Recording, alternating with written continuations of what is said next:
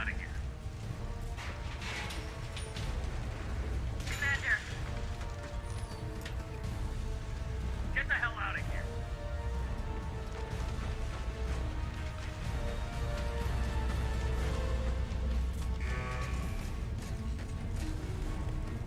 Everybody in. Go, go, go!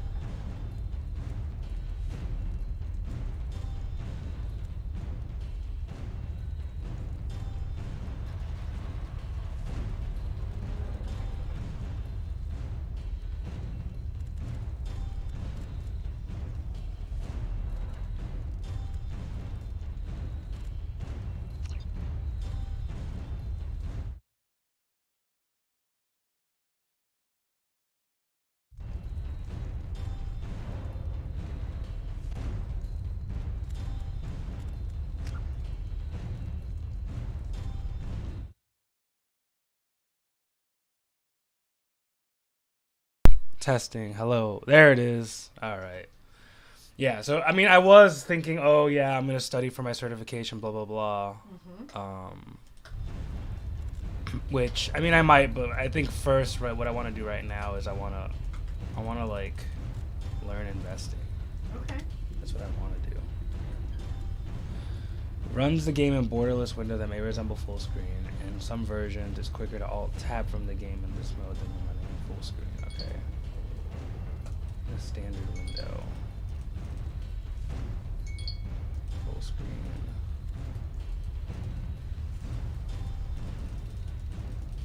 What the hell? Come on.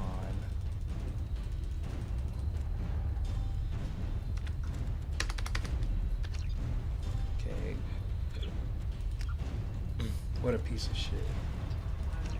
Hold on, maybe if I just get out of here. Okay, there we go.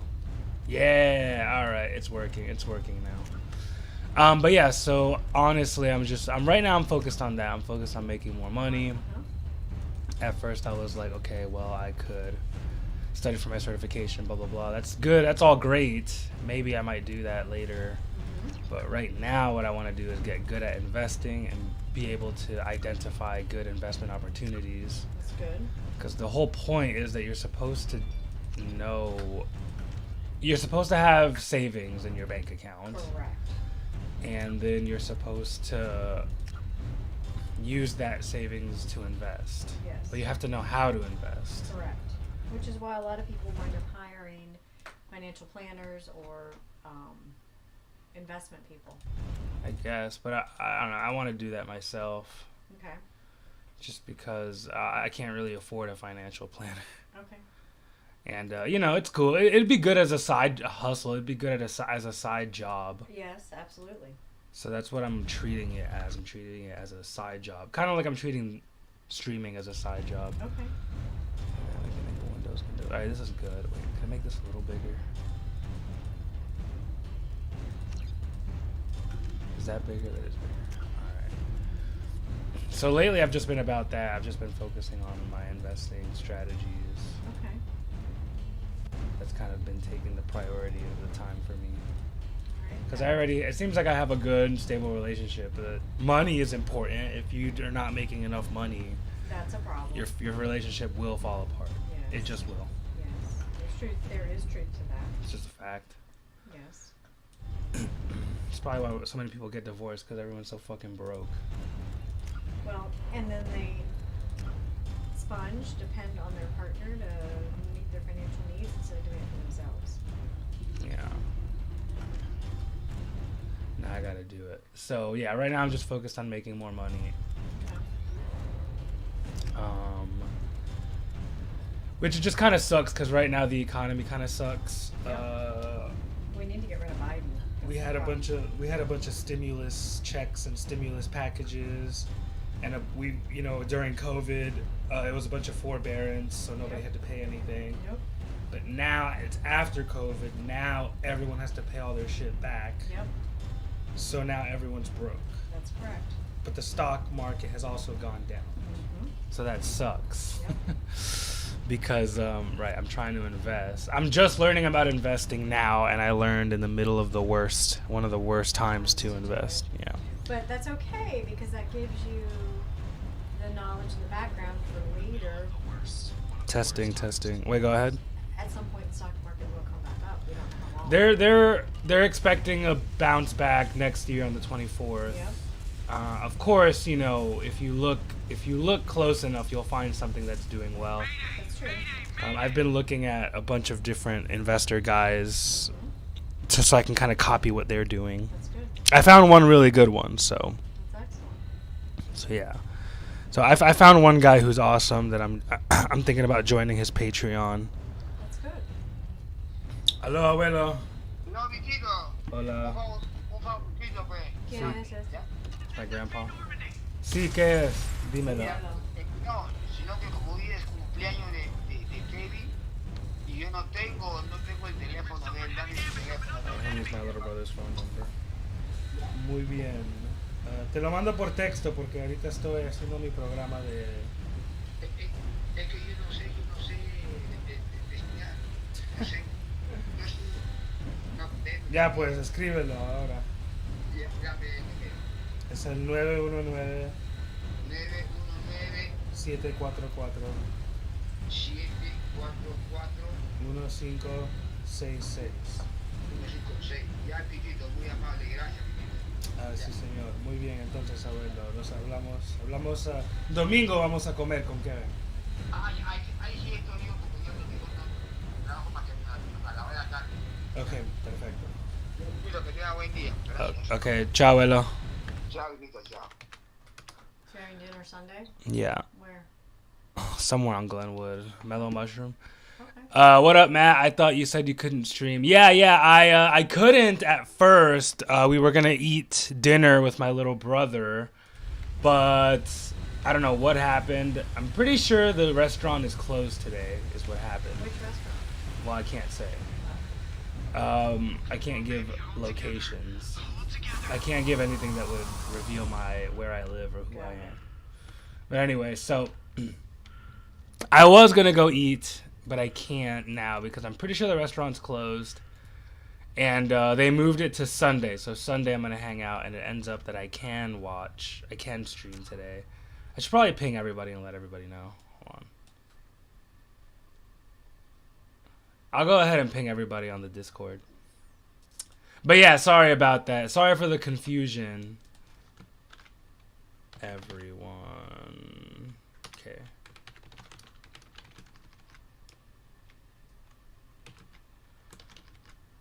Stream is up.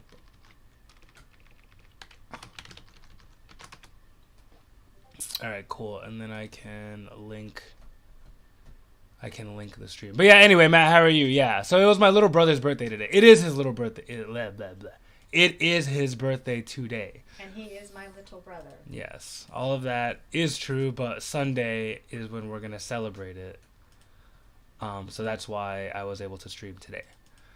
Come on. Where's my channel? Copy. There it is. There it is. Cool. Neat. But yeah, guys, sorry about the confusion there. We are streaming Mass Effect today. Everyone says this is like one of the greatest games ever made. So I really wanted to check it out. So far, I'm enjoying it. I never played the first Mass Effect, and they're doing a Mass Effect remake, I believe, which should be pretty interesting.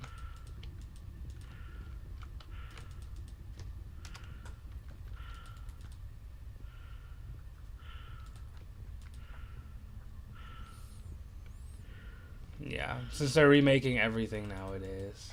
Talk to So Joe. true. Come on, Nobody's the Joker. original anything. We have to get out of here. Yeah, but some remakes are good. Some remakes are bad, though. But it is kind of worrisome that we don't have any new IPs. It's true. The Normandy's lost. Going down with the ship won't change that. Yeah, okay. Help me out. They're coming around for another attack. Testing, testing, testing.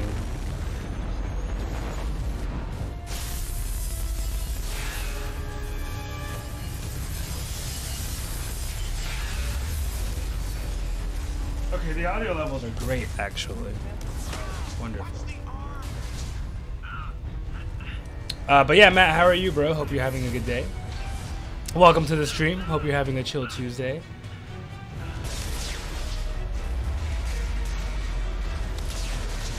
Yeah, this is great. I haven't ever played any Mass Effect game. I don't play a lot of EA games because they get so much hate. This is awesome, though. What does EA stand for? Electronic Arts.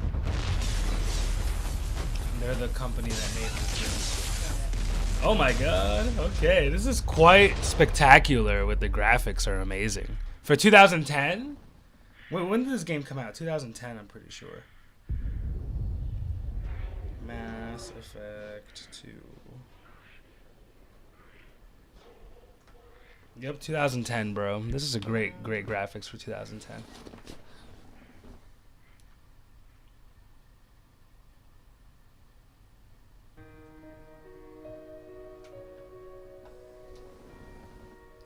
It reminds me of Dead Space a lot.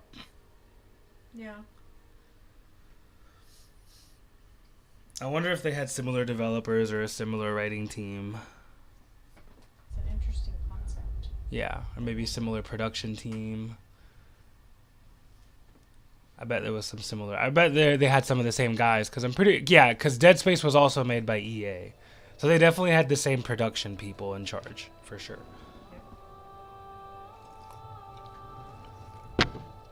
Who was the developer for this game though? Mass Effect.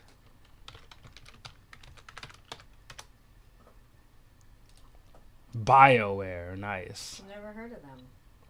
They made a lot of really good games. What else did they make? Let's see. Baldur's Gate, that's a classic. I know that one. Knights of the Old Republic, that was a huge one. They made Dragon Age, very nice. These guys have made seriously good games. BioWare games.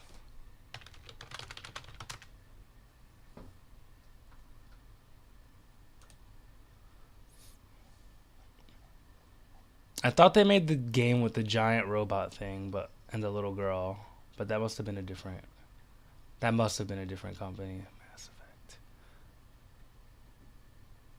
Dragon Age is huge though. Okay, they made Anthem as well. Yeah, pretty great company, not gonna lie. All right, so what's my name? Yo, Good Machines. What's up, man? Good to see you, bro. What should my name be? Good Machines? Oh, this game, you mean? Bad Machine. Yeah. Yeah.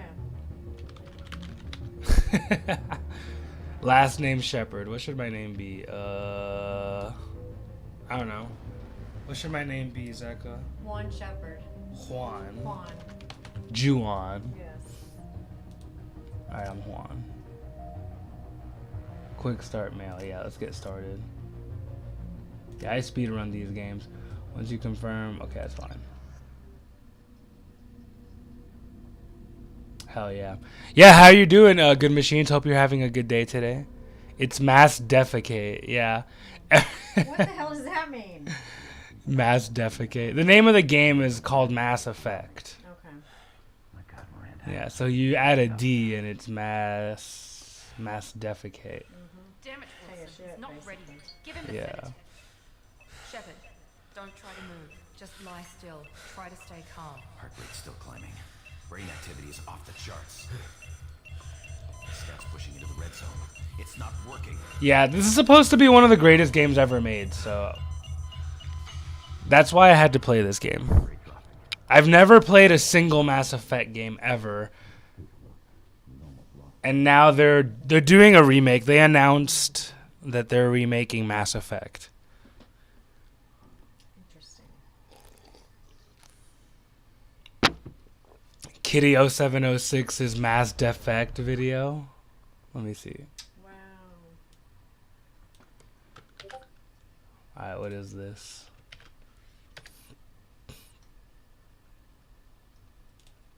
It's a 30-minute video.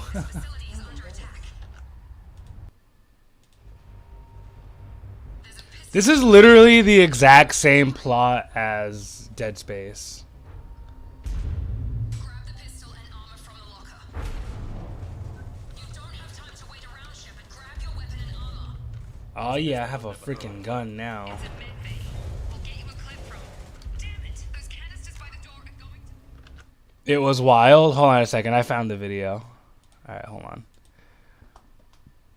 I found it. I found it. What is this? Blah. Okay, so where is OBS?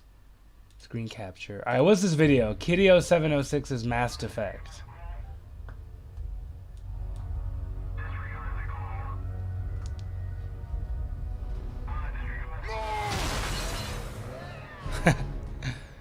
"30 minutes? This is a serious passion project, dude. This game has some serious fans."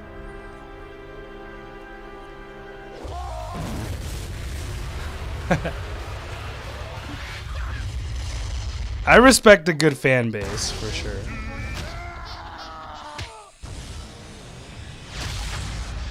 Alright, testing. Can you guys hear me? Yeah, you guys can hear me.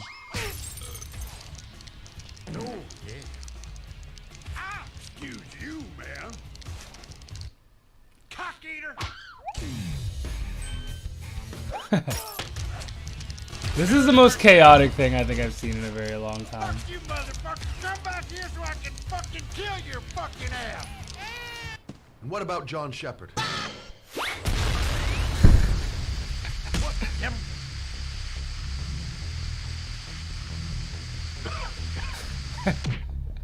What the heck are you doing?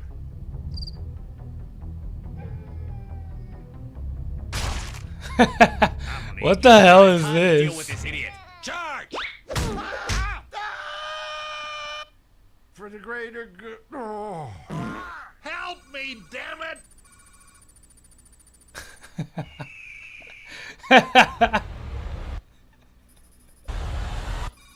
Dude, I miss the old internet. I know. We've been spotted. Where things were just really stupid and for no reason other than to be funny.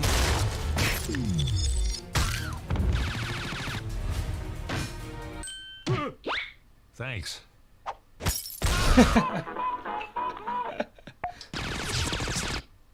This pistol doesn't have a thermal clip.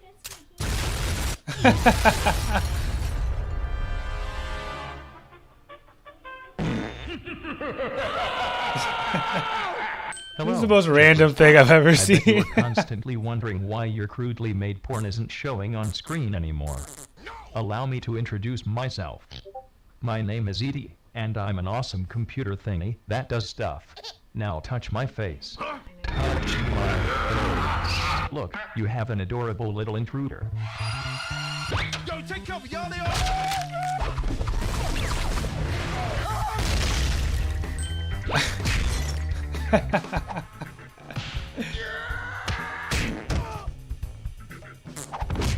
Okay, I love Mass Effect fans. I love this game now. Just because of that video, I love this game now. What specifically do you like about the video? It's really funny. It's just random. I love that this game, that the fans of this game are so passionate that they would make this random ass video. It's not easy to make videos like that. There's a lot of effort that goes into it.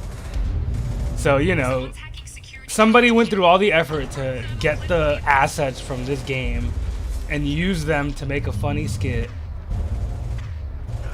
It's not easy to do that, and I respect that, and it's a lot of work. And if you put that much work into something, it's because you really care, and that means these people really care about the game. Yeah. So yeah, when I see other people really enjoy something, it makes me enjoy it also. And if you know, and the thing is, like, some fan bases are really lazy and some fan bases are not. And if the fan base for this game is able to create such a polished product, then that means that this game attracts pretty high quality people. Because some fan bases attract retards. How do I put the gun down? Put the gun down, Shepard. I don't know how to put the gun away. Hold space. See if any of them. Look out! Left mouse. Oh my god. Keep moving. We need to get Yeah, to the take that, you shuttles. punk.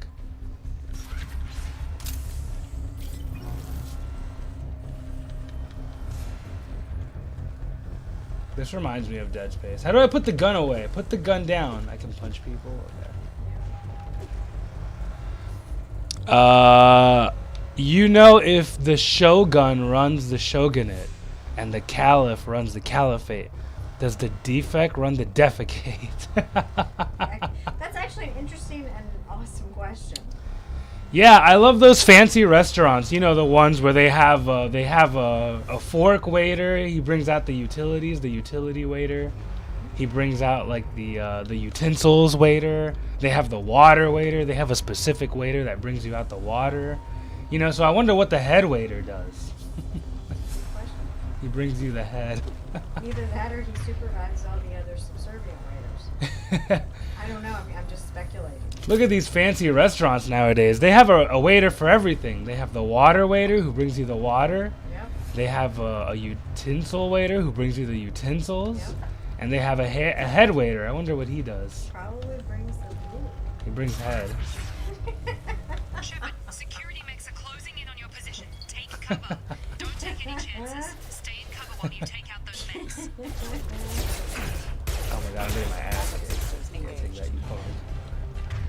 How's that joke go? Hold on. The waiter joke. Hold on. I stole that from David Letterman. Okay, I don't remember. Have you ever heard of Dead Island 2? No, I only played the first one. Was Dead Island 2 better than Dead Island 1? I wasn't a big fan of Dead Island because I was too busy playing Left 4 Dead. Hold on a second. Okay, the waiter joke. Yes.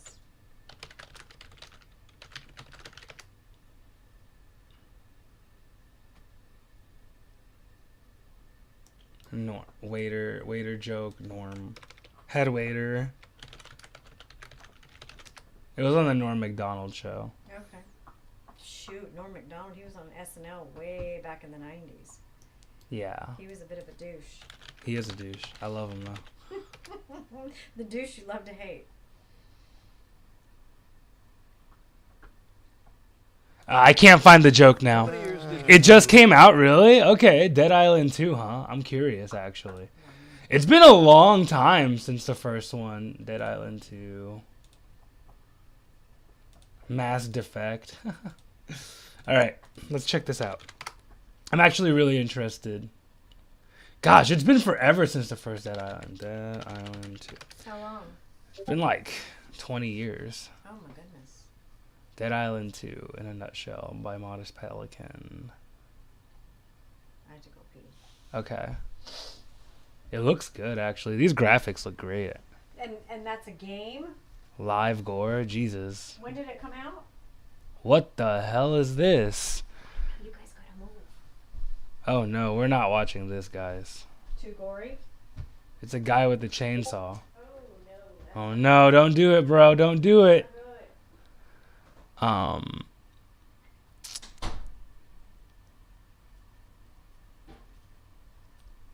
they're just cutting the rock. Oh, that's so dangerous. These guys are crazy for doing that. These guys are fucking nuts, dude. 4 million views on this video.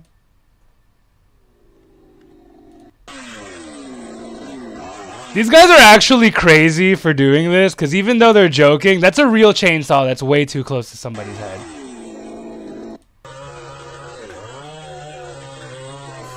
Four million views, oh my god. Is that a real chainsaw? Maybe it's not a real chainsaw.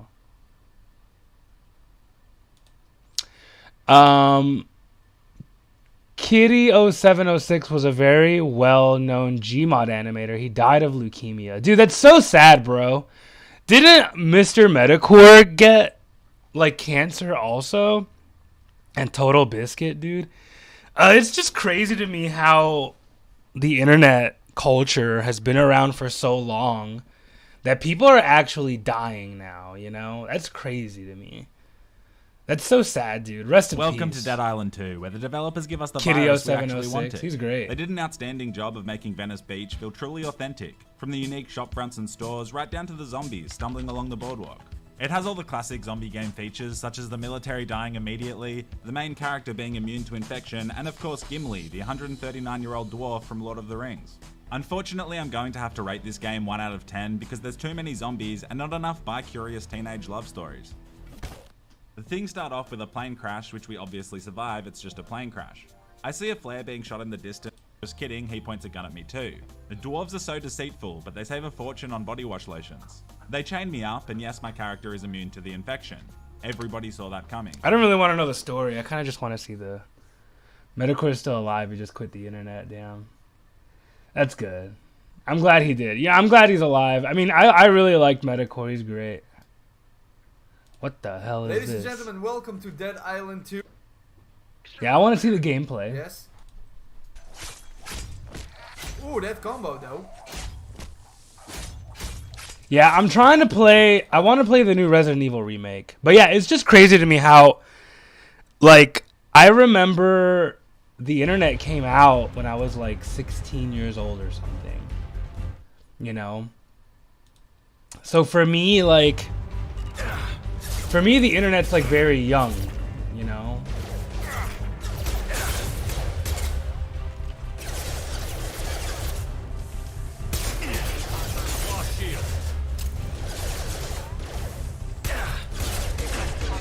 I'm getting my ass kicked.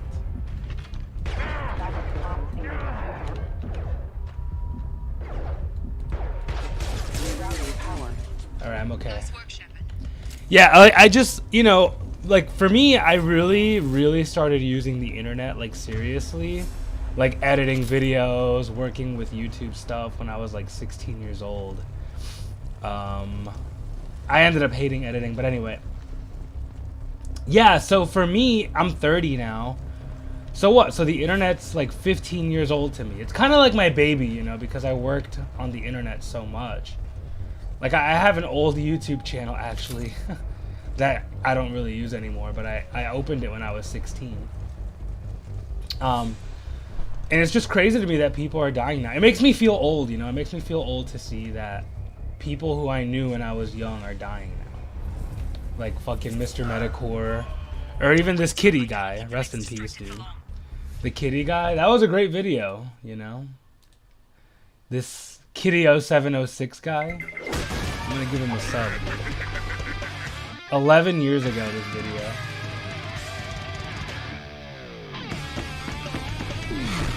"11 years ago, feel old yet?" Maybe I'm just old. Maybe that's what it is. You're not old. You're not old. Maybe that's what this feeling Chronologically is. or emotionally, you're not. Yeah. Team Fabulous too. 28 million views, this guy. What a legend. Wow.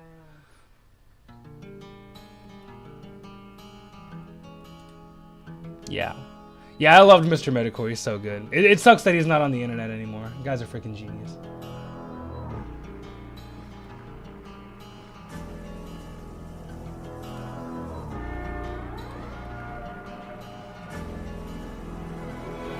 "11 years ago."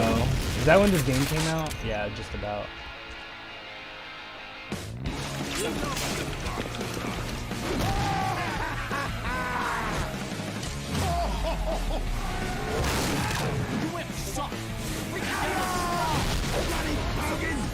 He's really good at editing.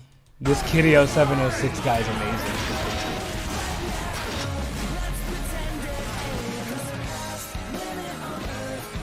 Oh, would you say he was a Gmod guy? Is that what it was? What does that mean? A Gmod animator. That, you know, he takes a video game and then he makes the characters do silly things. Oh, okay. Basically. Okay. You know, which you have to, you know, it takes skill to do that. I mean, I don't know how to do it. I don't know how to get into this game and then make characters do silly things. I guess Gmod is good. I've played some. I really can't even figure out Gmod, to be honest. I've played Gmod and I just cannot figure it out. It is way above my head. I'm just terrible when it comes to programming. I'm pretty bad. But you have strengths in other areas, technologically speaking, so it's okay. It comes out in the wash. Yeah, I work in a different field. Yeah.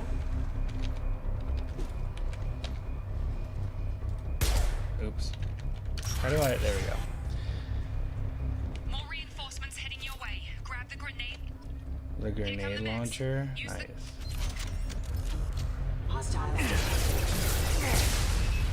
Very cool. Take the elevator down 1 floor. Wow, I love how they give you a rocket launcher immediately when you start the game.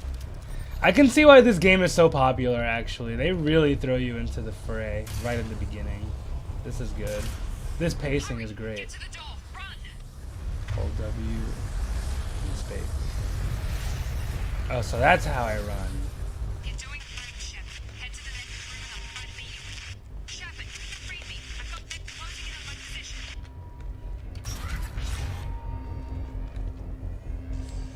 Yeah, it's funny how turning was so difficult back during this era of gaming.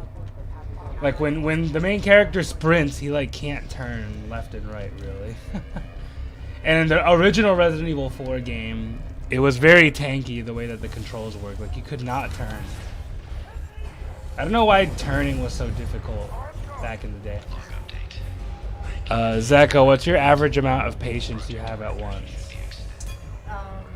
Low end 20 a week, high end 45, and I'm about suicidal at that point because it's a lot. And most of the places are so low end 20. Thought you were still a work in I progress. won't accept more than 45. I just woke up. You probably don't. Normally 20? Yeah, Right, sorry about low that. end I'm sentence. Jacob Taylor. Low end, and 40 is too much. 45 is too much. So what's just right?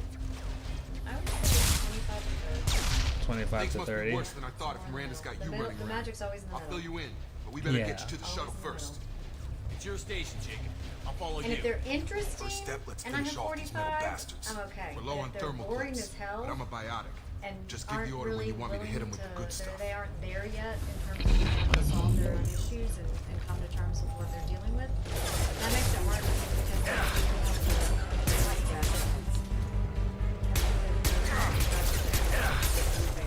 Shield defended.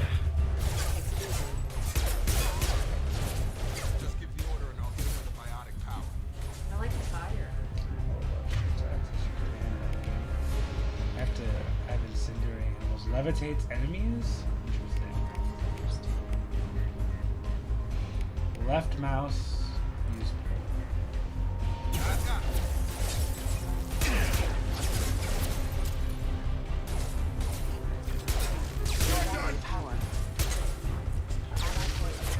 left shift.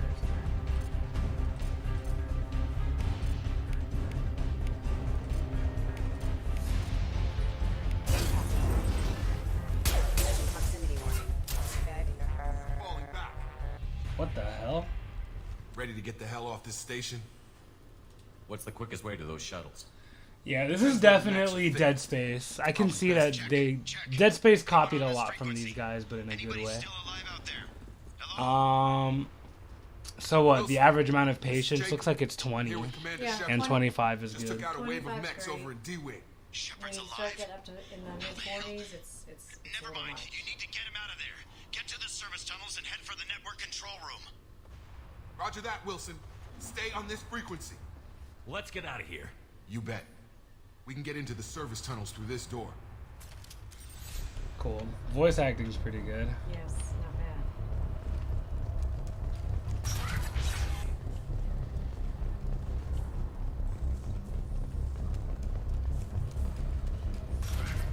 sleep mode Damn it, only. Wilson. This room is crawling with men. The whole station is crawling with mechs. I'm doing the best I can.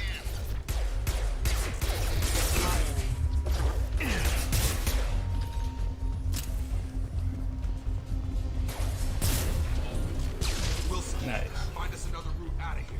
Preferably one that... Oh, God. They found me. Help! Wilson, where are you? Server room B! Hurry! They're out of control! Up those stairs, Shepard. Oh, God.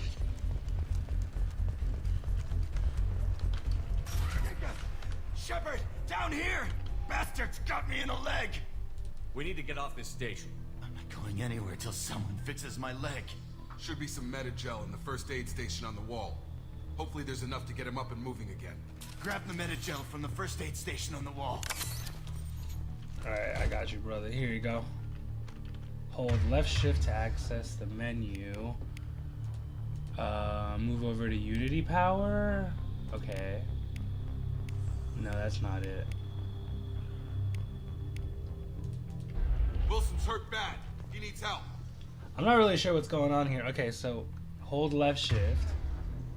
And I have to move your mouse over the Unity power. I don't know what that means. That is interesting. I have no clue what that means either. Blocked. There it is. Unity revives any wounded or fallen soldier. Nice. Okay. Yeah, this game is good, dude. Never thought you'd save my life. Guess that makes us even now. I thought maybe I could shut down the security mechs, but whoever did this fried the whole system. Completely irreversible. We didn't ask what you were doing. Why do you even have security mech clearance? You were in the bio wing. Weren't you listening? I came here to try and fix this. Besides, I was shot. How do you explain that? You're all strangers to me. Let's get someplace safe, then we'll sort out whose fault it is. Right, Shepard. We need to find Miranda. We can't leave her behind. Forget about Miranda. She was over in D-Wing. The mechs were all over that sector. There's no way she survived. A bunch of mechs won't drop Miranda. She's alive. Then where is she? Why haven't we heard from her? There are only two possible explanations. She's either dead, or she's a traitor.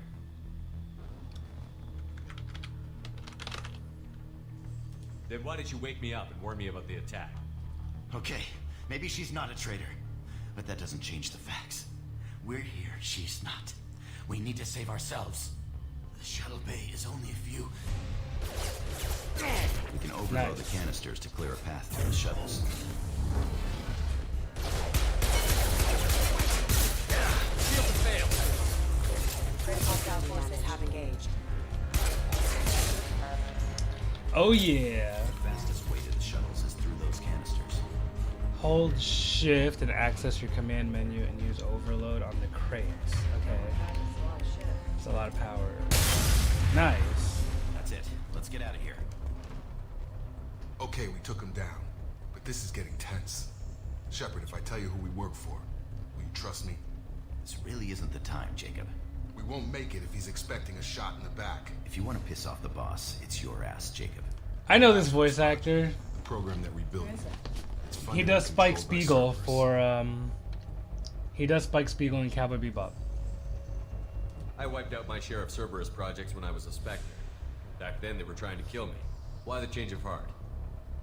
Those answers are way above my pay grade. But basically, things change. The Alliance declared you dead. They gave up. Cerberus spent a fortune to bring you back. Look, I'd be suspicious too. But right now, we Gosh, what's his name? Steve Blum? to know what's what. I think it's Steve Blum is the Once we're off bald the guy's station, I'll voice take you to the actor. elusive man. He'll explain everything. I promise. Well, if I won't get any more answers here, let's get moving. It's not much farther to the shuttle bay. That's Steve Blum. Watch. Watch. I'm sure that's Steve Blum. I know that voice anywhere. Let's see it. I just saw him in anime called Kenshin. I just watched Kenshin. He was in it. Steve Blum. What is this? Mass Effect 2. Grunt. He's the voice of Grunt. Oh no, he's this guy. He's this monster guy. Uh-oh. Hold on a second. Shit. Steve Blum as Grunt Wilson, Crewman Matthews. He plays like 4 different characters. Steve. Wow. Who are all these guys? Who's Wilson? Wilson, Mass Effect 2. Right? He's the bald guy. Yeah, that's him right there. Yeah, Steve Blum nailed it. Fucking nailed it, dude. Yeah, I know that voice from anywhere. Such a great voice actor. That's cool. Yeah, the voice talent in this game is really good. I can see why it's such a popular game, to be honest. Yeah, Steve Blum is like one of the most legendary voice actors of all time. I don't know, he was like doing a lot of anime, so I'm surprised that he was in video games too during this time.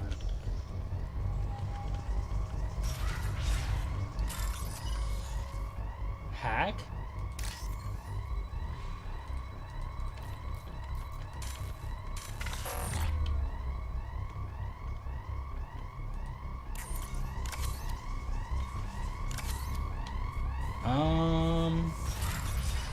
I have to hack?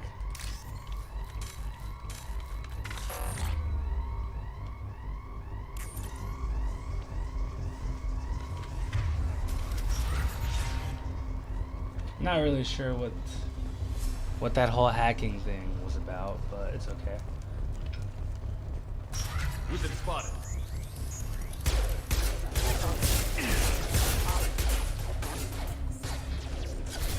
I've got him!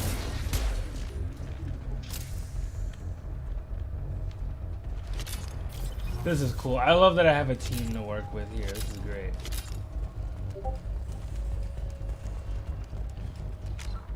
Let's see what's going on. I keep getting messages. Oh, okay, so we got we have a video to react to here. Oh, let's see it. Gaslighting. Yep. That's fun. Gaslighting. Yep. Isn't that when you tell someone they're crazy when they're not crazy? No, it's What's you the make them video? believe they're crazy by telling them incidents that didn't happen, and they are certain they didn't happen, but you're so convincing that you make them feel like they're crazy. Yeah. I've been on the receiving of that. The term is end used of that. so It's not often fun. that it's become a meme, but the effects of it are nothing near a joke. Listen attentively. Sarah have been dating for 2 years. Recently, Jack noticed that his phone has been missing text messages from his friends.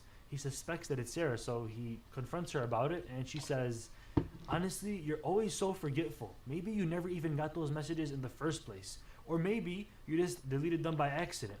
Over time, similar incidences occur, and Jack starts doubting his own memory and his own judgment. Sarah continues to deny any wrongdoing and actually suggests that he's paranoid or he's overreacting. She says things like, "You're always so suspicious. I can't believe you don't trust me after all this time, after everything that we've been through." She also tries to isolate Jack from his friends by making negative comments about them and encouraging him to spend more time with her instead. For an example, she might say, "I can't believe you're even accusing me of these things. You're always the one who's keeping secrets and making me feel so insecure," when in reality it's not the case. I know every single human being watching this video can Pretty good recall examples. at least one memory in their life where that exact scenario or something very similar to that has happened to them. Yep. You have all been gaslit before in your life. I can just tell for a fact right now. Am I gaslighting you by assuming that? In this scenario, Sarah is gaslighting Jack by denying her actions, 1, questioning his memory, discrediting his feelings, isolating him from his support network, and manipulating the narrative to make it seem like she is the victim herself. Yep. Over time, this can lead Jack to question his Pretty own well reality said, and well shatter his articulated. self-confidence, Yep. thus making him even more vulnerable to Sarah's manipulation and control. The entire Sarah and Jack story was actually written by ChatGPT-4. Like word for word, it literally helped me make this video, and it made it more effective even. More info on the cards above. We're in such a crazy industrial revolution like time right now. Anyways, this is how you actually prevent yourself from being gaslit. And before you walk into this with any arrogance thinking, "Oh, I'm going to be able to identify this right away, I know exactly who's doing it, I'm going to detach from my emotions and make the correct call every time like I'm L from Death Note," it's not how it works. Trust me. When you love somebody and you have your heart attached to them, it's so much harder to see clearly. Watch this video to be as objective as you possibly can and try your best to make the right choices. Here we go. Your gut feeling can sniff out a manipulator immediately. The issue is that we suppress these feelings because we love the person and we feel attached to them. Imagine how Yeah, I many always trust my relationships, gut for sure. heartbreaks or fights could have been prevented in your life if you just took your own intuition seriously from day one.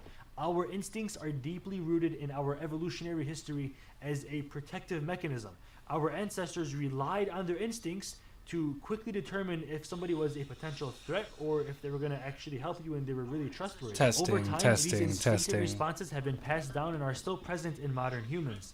We also subconsciously process non-verbal cues from other people that we didn't even consciously pick up on, like facial expressions, body language, tone of voice. All of these things tell us the truth about their intention. Your brain has already assessed the person head to toe before you even ask them for their name.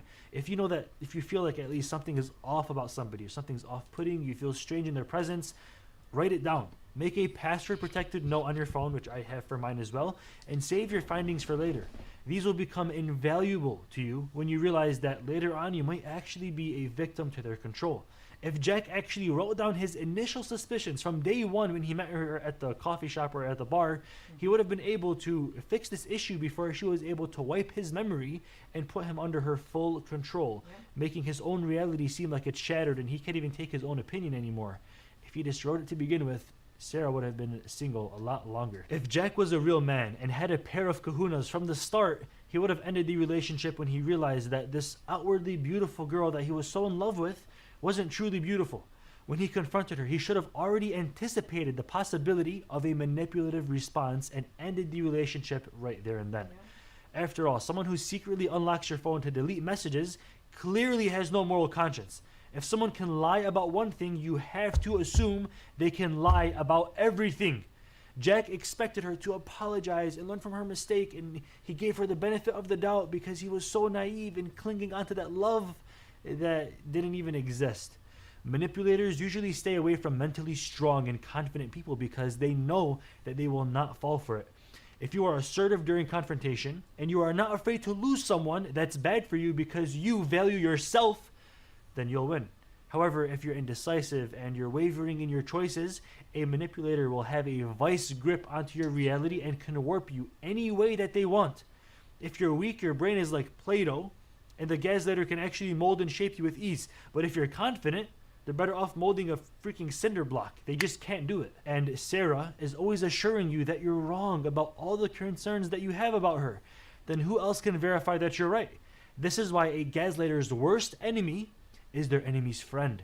When your only source of an objective reality is your manipulative partner, then you'll be molded to their desire. But when you have genuine, authentic, and mature friends that want the best for you, they'll be able to recognize that your mind is being controlled upon a first glance of look. For sure. And that's why you have to have friends first before you have a significant other. Yep, to help point out that stuff. Don't just run into getting a girlfriend. You have to have boys first. You got to have boys. So first things first, you need a group of guys. Once you have your guy friends, then you get a girlfriend after that. Because if you're going to get a girlfriend, they have to pass the friend test. Whenever you date somebody, you have to introduce them to your friends. And then if your friends are like, yeah, she's cool, then okay, you can date this person. But if your friends are like, I don't know about her, man, I'm seeing some red flags, you have to listen to what your friends say about your significant other. Very important that they pass the friend test. On top of that, never get yourself involved with someone you can't lose. You know what I mean? If you start having this feelings like I can't live without you, that's very dangerous. It can work, I guess, if the other person feels the same way, but you never know if the other person feels the same way or not. So, like, don't, as a rule of thumb, don't get yourself involved in something you can't walk out of. You know what I mean? Hold on. That's a quote from Heat. Heat, yeah. Don't get involved. This is it right here. This is a quote from Heat, guys. It is a great movie, by the way. Don't let yourself get attached to anything you are not willing to walk out on in 30 seconds flat if you feel the heat around the corner. There you go. Don't get yourself involved. How's it go? Hold on. How's this quote go? Guy told me one time, don't let yourself get attached to anything you are not willing to walk out on in 30 seconds. Right. Don't let yourself get attached to anything you can't walk out on, basically. You got to have that card. You have to have the I will leave you card, you know? So yeah, for sure. I like what this guy's saying, because yeah, once you're like, I need you, I can't live without you. That's just too much vulnerability, you know. A little bit of vulnerability is good, but that's a bit much. Looking at you. This is why we see so many of our friends get into a relationship with a toxic partner and then coincidentally disappear for months. It makes total sense as to why gaslighting has become such a popular meme term. Its easiest target is the mentally weak and lonely modern human. Fortunately, we're in abundance. Thank you for watching this video. Please comment down below a time where you have been gaslit or this video has illuminated a time in your past. Yeah, for sure. Have a friend group. Always have a friend group first. Don't do this thing where you're like, yeah, I've had friends do that. Like, you know, I've had friends that hang out every weekend. We're hanging out every weekend. Then they get a girlfriend. They fucking disappear. Yep. That's not safe. I mean, that's fine. Obviously, oh, guys, I'm going to hang out with my girl. Like, obviously, you can't hang out as much. But all the time, come on. You got to bring her around sometimes. If she's not cool with your friend group, that's kind of a red flag.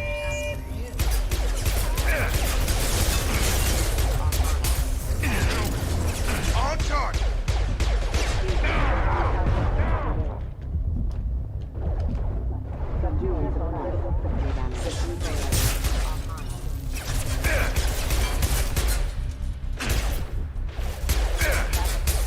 I'm getting fucked up. Yeah, I had a friend do that. I had a friend who would hang out with us every week. He gets a girlfriend. He fucking disappears. I literally never see him. I don't see him for a month. And then when he breaks up with his girlfriend, oh, now all of a sudden he comes back. I've had female friends like that, which is why I hate women, because that's what they do. And they would always come crying to me when they had breakups. And I don't want to hear your bullshit sob stories. Because you need to take care of you and not depend on a dude to make your existence. Yeah. No, I mean, it's whatever, but it's like, I don't know. I have a bunch of friends, I guess, so it's not so bad. What is all this? Yeah, it's not so bad because I have a bunch of friends, but at the same time, it's like, where were you for the whole month? Like, you only come back when things are bad, and you need some emotional support. And you need someone to support you. Yep. Where were you, you know? The past couple months. And maybe the relationship could have worked out if you brought her around. That's right. What the fuck? How does this shit work? Do I have to run the timer out?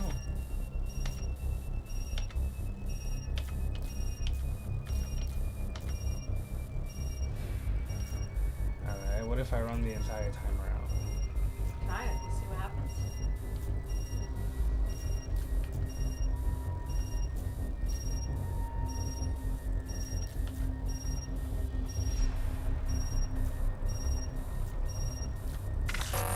No, that's not it.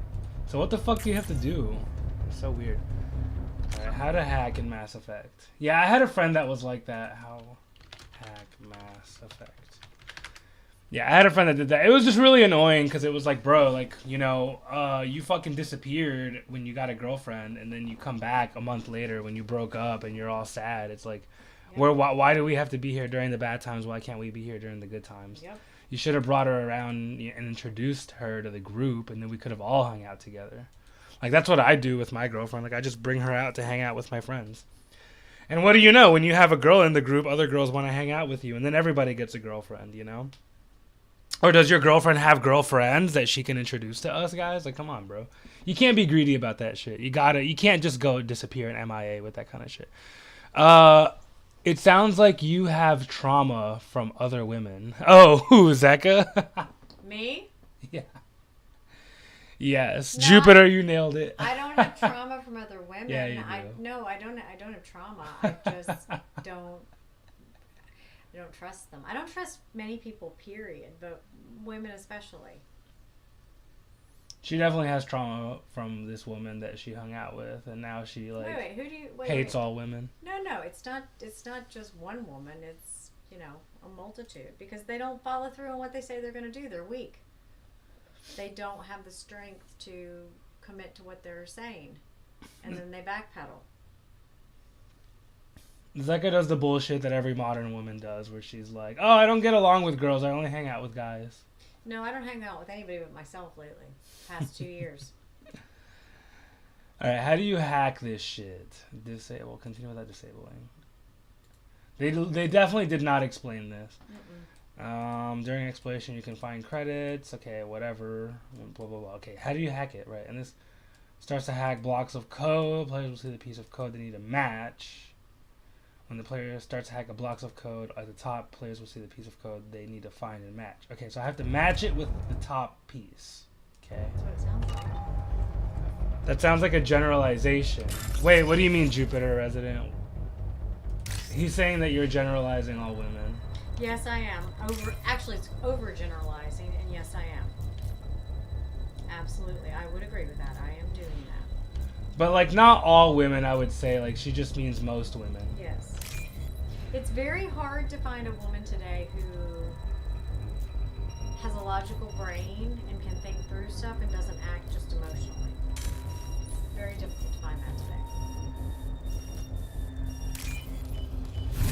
It's difficult to find what? A female who doesn't act emotionally and uses her logical brain to think through things. I don't think there's anything wrong with using your emotions, though. Well, there's nothing wrong with it per se. However, the difficulty is if you're only emotionally based, you aren't making sound decisions because they're all on the instinct gut level, which doesn't provide thought or. I don't think people need to make sound decisions if they have good leadership. I think most people make bad decisions, and that's why leaders are so important. Most people do make bad decisions, and they don't have the ability, they're not capable of being a leader. Right, but I think people should be better at finding good leaders. That's what I think is important. Well, and they don't recognize it because they don't. Because not everybody can be a leader, and not everyone can make good decisions. Correct. It's out of people's control. Correct. To make good decisions. Correct. And that's where I get frustrated because I wind up being the leader in every situation and relationship that I have, and it's exhausting. I don't want to do that. I want to just sit back and relax and just.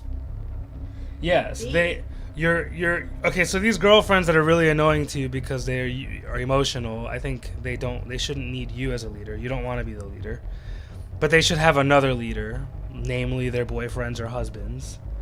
You know, that gives them general guidelines and parameters to act on. But they choose men who are right. emasculated. But they don't choose these good leader men. No, they choose emasculated men so they can manipulate them and control them and get their way. Yes, I think that's the problem. Yep.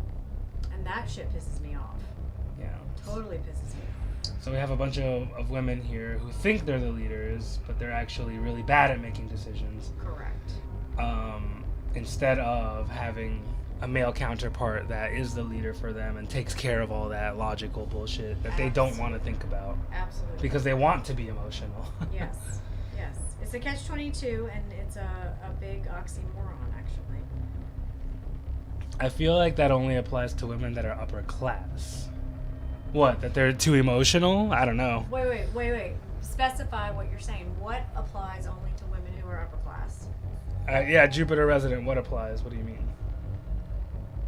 You feel like what applies only to women that are upper class? You mean like, that they're emotional? You mean? Yeah, I'm not sure I follow. I want to make sure I understand. And not logical? Highly individual knows to find magic symbols. Like, for example, like, you know, I know a lot of girls who are emotional, but they think they're smart because they don't have any proper leadership. And then they have all these stupid-ass political opinions that make no sense, and you see them on Twitter and Twitch all the time. You see them on Twitter all the time giving their shitty-ass opinions about how, oh, you can be fat as shit and still beautiful. You know, and that's supposed to be logical thought. It's, like, not logical. Like, you're a fucking dumbass. It makes me sick. But then, on the other hand, you have the other woman who is married to a fucking actual man who knows that it's important to get exercise. Now she understands from him that you should work out instead of, you know, her making an emotional decision. She can lean on an intelligent decision. That's correct. Based off the leadership that she has chosen for herself. The emotional and manipulative thinking. Okay, I feel like that only applies to women that are. So he thinks that the emotional and manipulative thinking are only upper class issues. No, I don't think so because my dad's sister was lower class and she was manipulative as fuck. All right. So I think it is inherent in women who have learned how to work the system, so to speak, and tap into that manipulative component. Not everybody, I don't think, can and is able to manipulate on command. I think a lot of people learn it, and others, honestly, like my dad's sister and my sister, just either figure it out along the way, or it's something inherent to who they are.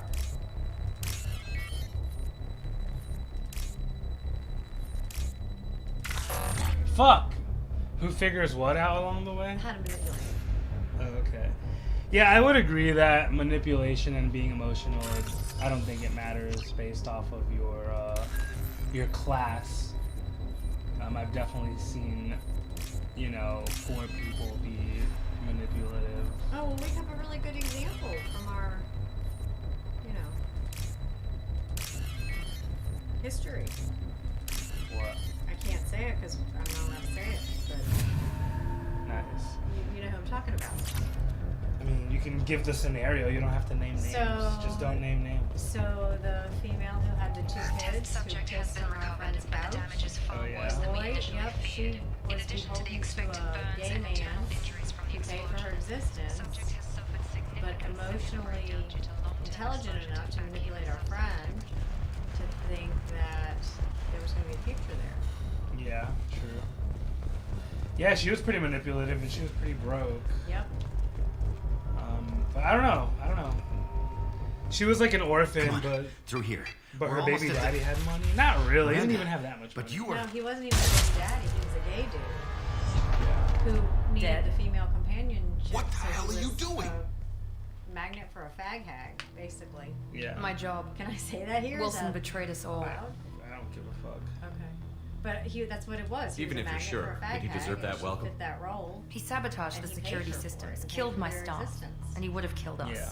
You sure about that, Miranda? Yeah, I don't know. She would talk about how rich he was, and he was never really that rich. No. What if you're wrong? But I think I'm never in wrong. comparison to what she I was thought you'd used have to learned and that by now, accustomed to, Jacob. based on where Even she if came you're sure, from. did he deserve was that like- welcome? Right, compared to her, He she was little sabotaged because the she was so security poor, systems, right? killed But she my was really staff, manipulative. and he yeah. would have killed us. Okay, so here's the Sure story. about We that, had a Miranda? friend who We've known Wilson for Let's get years. into the details. her name I'm was never wrong. fucking I don't know. I thought you'd have learned dumb that by now, bitch. Jacob. One time I met somebody who was found in a dumpster. Yeah. Yep. That's crazy. Yeah. Yep. Even if How you're are they? sure, How'd they did he grow deserve up? that Are they welcome? emotional and He sabotaged the security systems, manipulative? killed my staff, and he would have killed us. or more sure about that, Miranda? logical, I guess. We've known Wilson for years. Yeah. So I'm never wrong. okay, so we I have a thought you'd have learned friend that by now, who Jacob. she was an orphan. Okay. And then she was really manipulative because she had two kids, and she would pretty much say, "Oh, can you watch my kids? For like an hour." And she would like bring her kids, to my friend's house, and then she would leave for like 2 days. So she was like, "Hey, can I bring my kids?" "Yeah, okay, sure." She'll bring her kids. "Okay, can you watch my kids for a little bit? I'll be right back." And then she disappears for like 2 days. And then meanwhile, our friend has to watch her kids. Cuz they were dating or whatever. Even if you're sure, did he deserve that welcome? Wouldn't stand up. He sabotaged the security He was systems, just really killed weird my and staff, paranoid. and Yeah, he that would have sucks killed that he us. was in a Sure dumpster, dude. about That that, fucking Miranda? blows. That's terrible. We've known Wilson for years. What if you're wrong? Absolutely terrible. I'm never That's wrong. horrible. Yeah, I'm so thought sorry. you'd That learned that by now, sucks, Jacob. dude. Can you Even imagine? if you're That sure, sucks. did he deserve that welcome? He sabotaged the security systems, killed my staff, and he would have killed us. You sure about that, Miranda? We've known Wilson for years. What if you're wrong? I'm never wrong. I thought you'd have learnt that by now, Jacob. You should have taken him alive. See what he knew. Too risky. I've put too much time and effort bringing you back to life to let you get killed now. You really think Wilson's capable of that? Not I like anymore. this. I like it too. Even if you're sure, did he deserve that welcome? He sabotaged the security systems, killed my staff, and he would have killed us. You sure about that, Miranda? We've known Wilson for years. What if you're wrong? I'm never wrong. I thought you'd have learnt that by now, Jacob. If you say so. What's our next step? We get on the shuttle and go. My boss wants to speak to you.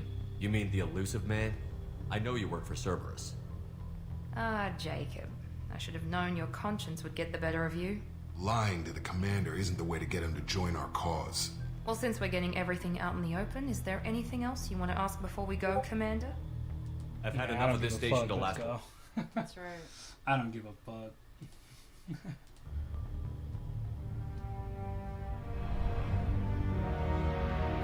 I don't really give a shit. Am I getting paid for this? That's what it's all about. How much am I getting paid, bro? Before you meet with the elusive man, we need to ask a few questions to evaluate your condition. What, we have to do this now? We should have done weeks of testing to confirm the success of Project Lazarus. A few questions during the shuttle ride will have to suffice. Okay. Records show you grew up on Earth. Tough environment, no parents. You enlisted and you survived a Thresher Maw attack that wiped out the rest of your team. Do you remember that? Yeah, I remember it. Everyone screaming, gunfire, blood everywhere. I was the only one who stayed focused on survival. I read the report. 50 Marines died on Akuz. You were the only one who lived. Satisfied, Miranda? Almost. Let's try something more recent. Vermeer, where you destroyed Saren's cloning facility. You had to leave one of your squad behind to die in the blast. Lieutenant Caden Alenko was killed in action. It was your call. Why did you leave him behind? Being in command means that sometimes you give orders knowing that your people are gonna die. That can't affect your decisions. Caden gave his life for the rest of the team. Without him, I couldn't have stopped Saren. He died a hero. I understand, Commander, and I wasn't judging your decision. Everybody at Cerberus knows that clone Story's facility good. had to be The destroyed. scenario writing. There are other tests we really should run. Come on, Miranda. Enough with the quizzes. The memories are there, and I can vouch for Shepard's combat skills personally. I suppose you're right. We'll have to hope the elusive man accepts our little field test as evidence enough.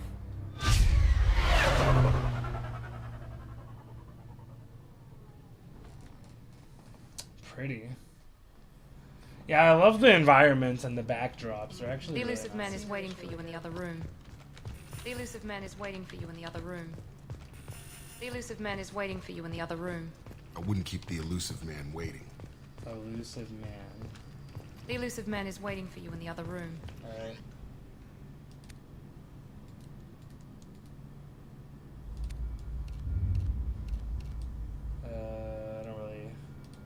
I don't really want any of these.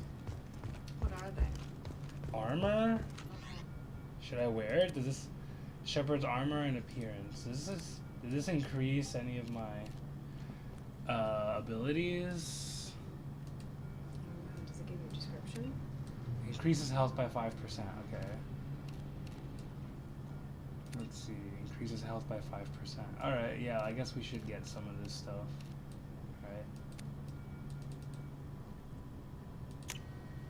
Alright, cool. Armor. I don't think I have any of the other ones. Material? Oh, cool. Interesting. I can change the color of my outfit. Oh, hell yeah. Oh, that's fun. That's a lot of fun.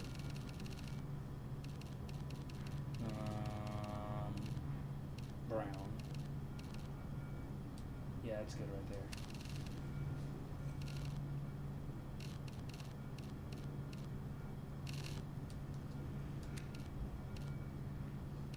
This is good. Alright, we're good.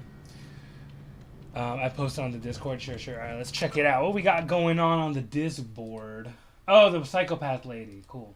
Oh, she's nuttier than a fruitcake. Yeah. Yeah. What is your background, and how did you come to realize that you had psychopathy? My pseudonym is Emmy Thomas. I wrote the book Confessions of a Sociopath, a life spent hiding in plain sight. I'm a lawyer. I'm middle-aged now. I am a diagnosed psychopath. I have a big family. I live in a small community in California where I grew up. I enjoy playing with my nieces and nephews. I was a music major, and I have a jam session later on that I'm going to, and I mostly just live a normal life. I think I never understood the word psychopathy. I never understood the word psychopath until I was doing an internship.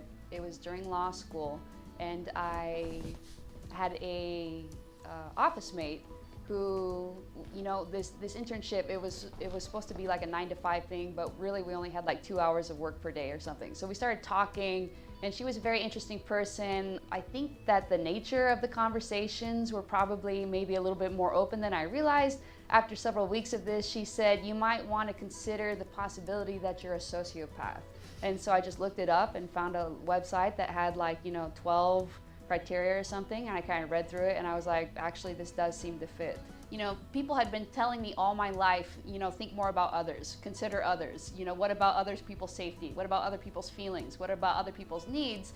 And that was not a very useful thought for me, because I was so bad at it. I mean, it just went so far against the grain that I basically, you know, I was terrible at it. I even if I tried to, I'd forget the next day, and then it was like back to the same sort of behavior. And I think one of the things that kind of struck me is that, you know, probably the labels that I think fit more closely are that I really didn't feel guilt. You know, I understood that I didn't feel guilt.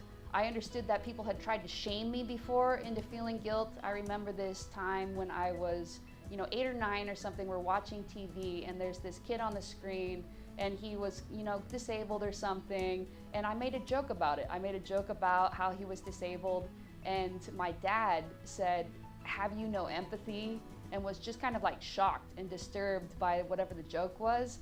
And I thought to myself, what is empathy? And maybe I don't have it, because, you know, I think I asked him, what is empathy? You know, and he started telling me, okay, you start feeling for other people. And I thought, well, definitely I don't do this. I mean, it is one of my more negative traits, especially when, like, during my 20s. I call that kind of like the playground stage, because that was like when all of my psychopathic traits were at their peak. And if somebody cried, I would get angry with them.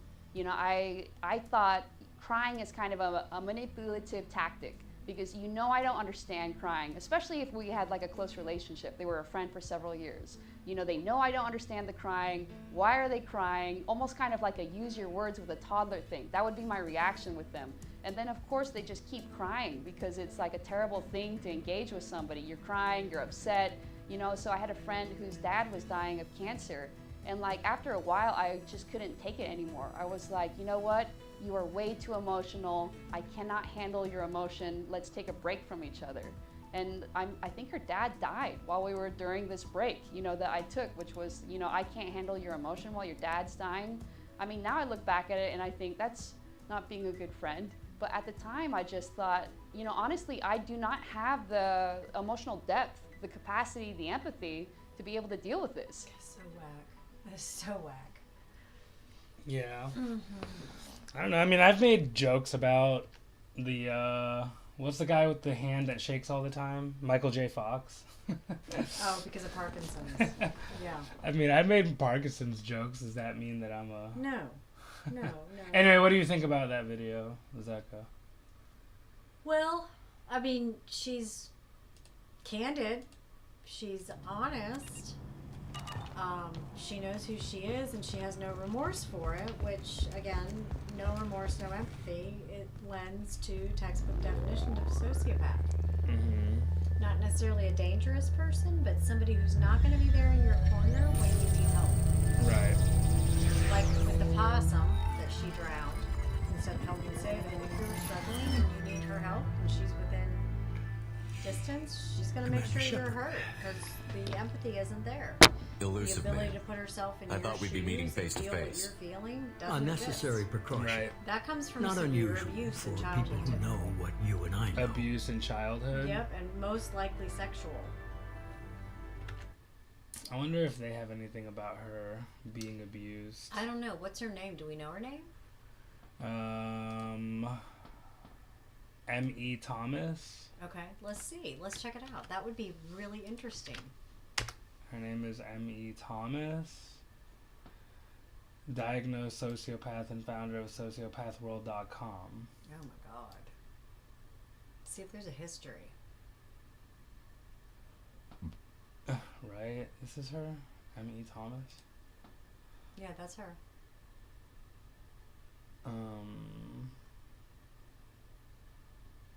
She was on Dr. Phil. Okay.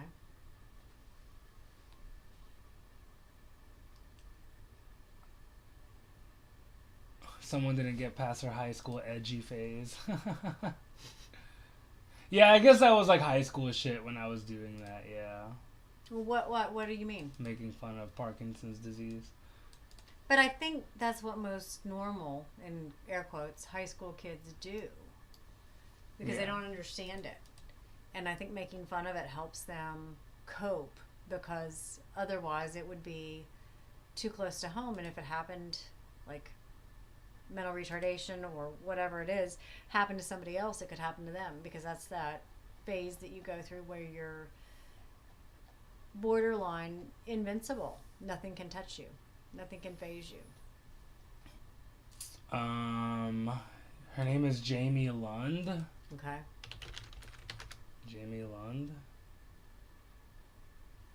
Right? Yep. Authors of Confessions of a Sociopath. Okay. Sheesh.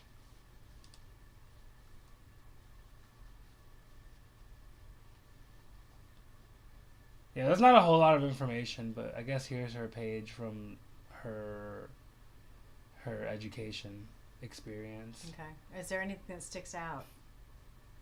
In terms Jamie R. Lund. Okay, so we've doxed her. Jamie R. Lund. So what was the question? Was she abused as a kid? Yeah. Because typically that's how sociopathy develops. Some kind of horrible abuse, whether it's mental, physical, sexual, or a combination of all three. Abuse. Former law professor was fired. When were these videos done? In 2020. So that was 3 years ago.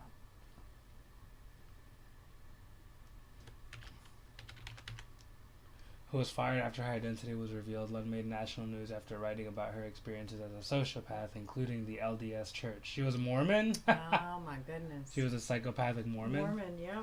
That's pretty funny. Well, there you go. There's even more catalyst, more fodder for why. That's hilarious. It doesn't really have a whole lot of information on her, to be honest. I doubt we're gonna find anything. That's interesting that there's not much out there. There's not a whole lot of information about her. The sociopath won't be embarrassed, nor will they care if their children ditch them.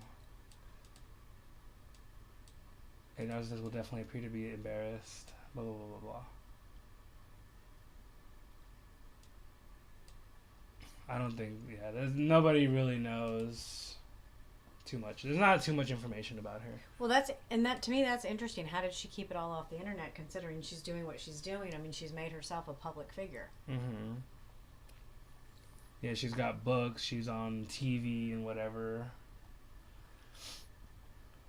I guess she hasn't really talked about her, like, history and whatever. What, biography? Does she have a biography or something? Let's try. You got her phone number. You can call her and ask her yourself. Alright, guys, let's call Jamie Lund right now. Are you fucking kidding me? Were you abused as a kid? She's 42 years old. Are you really fucking calling? She's in Escondido, California. You got her address. You can go visit her attorney. You can call her right now. What was that app that you guys used to call? Telegram? Telegram? WhatsApp? What was that? What was that app you guys used to make phone calls last time? I think it was WhatsApp. It was like free AI story generator. No. Tom Grossi. No. Bleach episode. There was a. Did we do it on the live stream? Yeah. Who did we talk to? We were just doing prank calls. What was that app we used to prank call people? Do you guys remember? Text Now. Okay, thank you. That's what it was called? Yeah. Okay. Okay, there it is. Did I not save this? I need to favorite this. You do. Pranks. Okay. I'm pretty sure I have an account already. We can call her on this, and then Let's do it. she'll never be able to find us. Let's do it. What's it called now? Text now. Text now. TEXT or TEXTS? Sign in S for a lot of win. Text. Okay. TEXT. Yeah. Okay. Look up numbers. All right, where is she? We're gonna use her phone number 760. Okay, we're gonna be somebody in the local area. Okay. I'm gonna pretend to be like a news person because obviously she likes the news attention. Yeah. I'll be like, hi, this is Jamie. No. That's her name. This is Ron Dangerfield. This is Ronald from Action 5 News. There you go. That's it. Action 5 News here. Allow. Action News. Love it. We were hoping to do an interview with you. Yeah. Love it. All right. So I'm Ronald. What's my name? I'm Ronald Fuckington.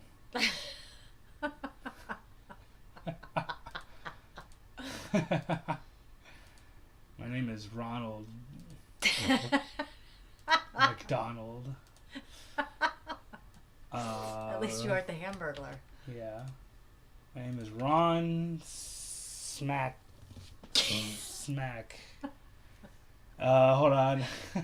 What is my last name? Come up with some. Fairfield. There you go. There you go.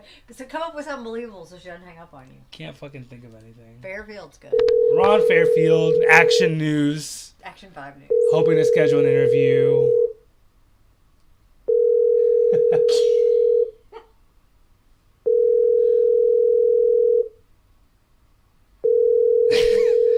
I don't think she's gonna pick up. This is Ron. What's my last name? Fairfield. Fairfield. Hello, you've reached the Lund residence. Please leave your message. Oh my God, it's their house. Yep. That was her husband who picked up the phone. No, he left the voice message. Should I leave a voicemail? Yes, you should. I don't know what to Fucking say. A, yes, man, you should. I should have a callback number. But Yes, I just you should. don't. Yes, you should. Oh my fucking God. Let's do it again. It's her home phone number. Yep, let's do it again. That's really funny. That is fucking hysterical. All right, well, we have questions that we need answered. Yes, we do. What do I do? I have to get her to call me back You're Ron Fairfield. and leave me a voicemail. Action 5 News, and you want to interview her. Action 5 News. We had to reassign your phone number. In the future, you can avoid losing your number by sending a text message from your account every few days. I can't send it. Okay. So I had to get a new phone number. Okay. Oh, okay. So I have to send a text message. All right, whatever. So her phone number is the 156 number. Yes. Mine is the 633 number. All right, let me write this out, okay? So, hi, this is Ron Fairfield from Action 5 News. We are working on a story, and we're hoping to interview you? Yeah, interview you. Please call us back at this number. Thank you. Okay, that's good, right? Mm-hmm. That's pretty legit. Yep. All right, I'm gonna call her back and leave a voicemail. This is Ron Fairfield from Action 5 News. We're working on a story, and we're hoping to interview you. We were hoping to set up an interview.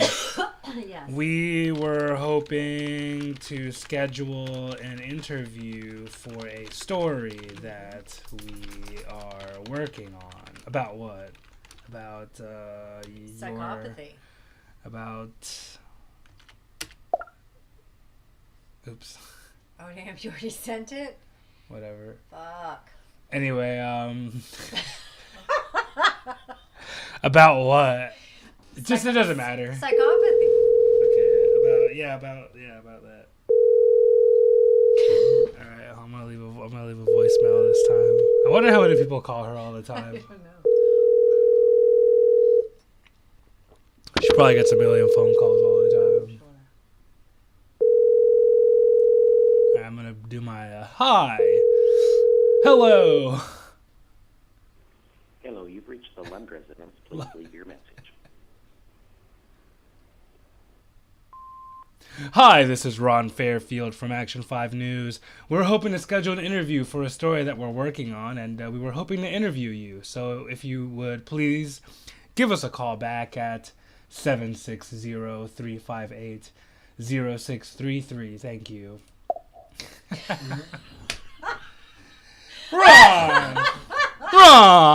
Ron Fairfield. That's it. That's it. Ron. So funny. All right, fuck it. All right, hopefully she calls us back. Oh, whoops, you guys didn't see that. Yeah. So I went ahead and called her on text now. Thank you for letting me know, Matt. I was wondering what that was. Her husband picked up the phone. That's funny. Was that who that was? Had to be. Damn. Why would you marry somebody like that? I don't know. Because you're 42 years old. You have to marry something. Why? You desperate? Yeah. That's terrible. Absolutely terrible. She's not, I mean, I don't know. Whatever. It's probably his second wife, to be honest with you. Okay. She's not what? Go ahead, say it. She's not really hot. No. No, she's not. She's average. I mean, she's not bad. She's just average. She's mentally nuts. But she's crazy, right? Yeah. Apparently What crazy exactly club's is it good, that you so. Yeah, but maybe she's really good in the sack. Place in the universe is more fragile than we'd like to think. Fucking called her. That one Well, if you guys want to know her number, I can post it in the chat. You should absolutely post it in the chat. There you go. Let everybody have their shot. If you guys need to ask her any questions. Oh, shit. Of course, we're keeping things cordial, guys. We're not trying to harass anybody. Or be antagonistic. No, but, you know, I mean, we're legitimately curious here, and there's no information on the internet. No. So that's why we're interested in seeing and asking her some questions. That's right. Legitimately. We want to do a story. I'm not fucking around. I mean, I don't really want to do a story. I just want to know. That's called the ruse. Cut to the chase. Yeah. What I did would the never Reapers do that actually, makes like, decide make to a bring you video back? about her. No. That's too much work. Word war. Well, not only that, it's No one wants to admit it, but humanity is under attack. While you've been sleeping, entire But it would be colonies good have for disappeared. science to know Human colonies. To understand where her psychopathy comes from. Was there some trauma or something? And what kind of abuse? You've seen it When yourself. did it start You bested all manifesting? of them. To be honest, I legitimately would be interested. I would too. That shit fascinates me. That's why I went into this field. If what The you more say is true, abnormal, the more if the Reapers are behind this, I'd consider helping you. I'd be disappointed if you accepted any of this without seeing for yourself. I have a shuttle ready to take you to Freedom's Progress. Yeah, no, for real. I mean, maybe we can get her on the stream and we could do an interview. That would actually be awesome. That would be cool. Miranda killed Wilson in cold blood. To be honest, I think that would be fun. You expect me to trust them? Yeah, so call her and tell her that we want to do an interview. But he was a traitor. Miranda did exactly what I expected of her. And she saved Well, your you would be life taking in more over ways because I don't know than what to one. ask her. I'm Jacob's not a a soldier, psychologist. No, one I of the could totally best. handle it. He's never fully trusted me. But he's always I'm not a psychologist. I don't know what the fuck's going on. It's okay. You don't You'll need be to just fine with them It would be fun. for now. Is this a volunteer job or am I being volunteered? You always have a choice, What Shepard. game is this? If you don't find the Mass evidence Effect we're 2. both looking for, we can What are part most ways. people in the stream But playing in first, terms of games? Go to Freedom's Progress. Yeah, what are you guys playing? Find Dead out Island who's 2. you can, who's abducting the colonies. Yeah, guys, what are you? That's actually curious. What are you guys playing, I brought guys? you I know that It's up to Resident you Evil to 4 just came out. The remake of Resident Evil 4 just came out. I know that Dead Island 2 just came out. There's a lot of new games coming out right now, so I'm just curious what you guys are playing. What's everybody into? Yeah, what kind of games do you guys like? Do you guys like shooters? Do you guys like fighting games, horror games? There's a lot of different kinds of games. The elusive man is very impressed with you. I'm eager to see if you can live up to his expectations on this mission. I never got a chance to say how much I appreciated what the Lazarus Project did for me. I just hope it was worth it. A lot of people lost their lives on that station. We have to work together here. Your attitude isn't helping anything. I have the utmost respect for your abilities, Shepard. It's your motivations that concern me. I believe in what Cerberus stands for. Only time will tell if you prove to be an asset or a liability to our cause.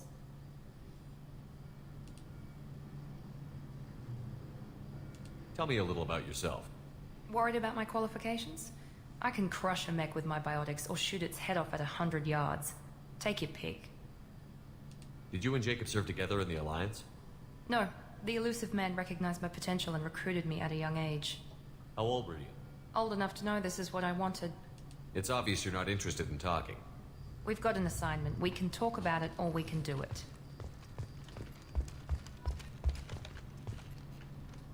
I'm glad the elusive man convinced you to join us, Commander.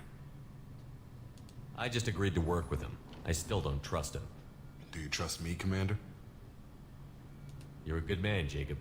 But you might be working for the wrong people. Maybe. But I thought the same when I was with the Alliance. That's why I'm here now. Jacob is a cool character. Yes. You said you served in the Alliance? 5 years in total. Stationed all over the galaxy. Even spent a couple of years as a Corsair. I've never heard of the Corsairs. It was an Alliance initiative. They hired independent starship captains and used them for missions that fell outside official Alliance jurisdiction. Technically, we weren't part of the Alliance. If we ever got caught, they could disavow any knowledge of us. We were supposed to be free from restrictions and rules. But there was still enough red tape to sink a cruiser. I finally just gave up. That's all for now. Yes, sir. Yeah, I usually just skip through the dialogue, but for this game I'm actually curious about what's going on. It's interesting. It's very interesting. Yeah, I usually just skip all the dialogue and get to the end as fast as possible. But they actually do a good job in this game. It's a good story. It's a good story. It's a good story. And it's not boring. No, it's a good story. Good voice acting. It's good. It's a good ass game. It's a good ass game. Escape to open the menu and spend squad points. Okay, squad. Upgrade your powers. Cool. Below is a summary of your Paragon and Renegade points. With more points, you can unlock new conversation options. Nah. Alright, how do I get stronger? Squad points. Adrenaline rush. Concussive shot. Accelerates are giving you time to line up the perfect shot. An explosive shot knocks down and damages your enemies. Pretty good. Ammunition, electromagnets, disrupting shields and synthetic enemies. Pretty good. Burns through armor, sets enemies on fire. I like that. Ammo's payload of super cool subatomic particles can snap, freeze a target in place. Makes you tougher, stronger, and more charismatic. Tougher, stronger. You increase health, increase weapon damage. So you increase your constitution, basically. Yeah, you pretty much increase everything. Yeah. It's pretty good. Not a bad deal. Okay, just that. Not a bad deal at all, actually. Come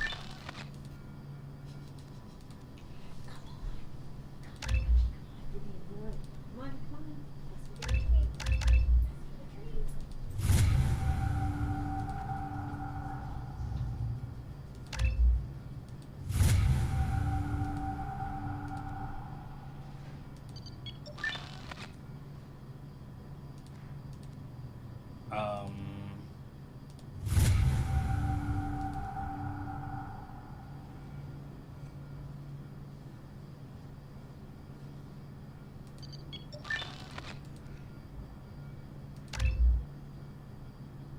Okay, that should be good. Cool. Alright.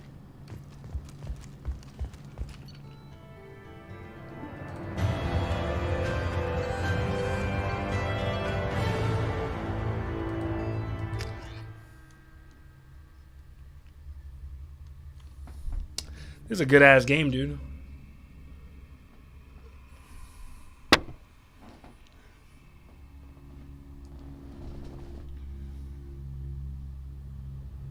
We should be there shortly, Shepard.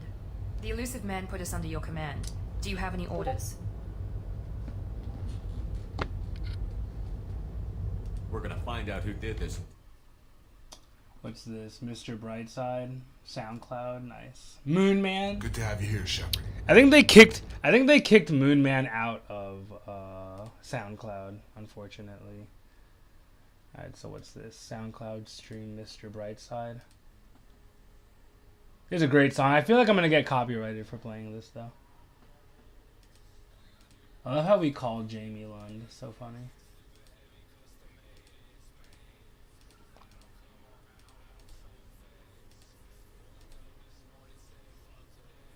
Wait, what the hell? Why is the volume so low?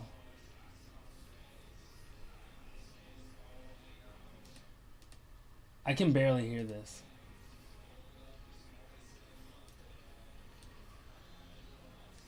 Can you guys even hear this at all? I can barely hear this.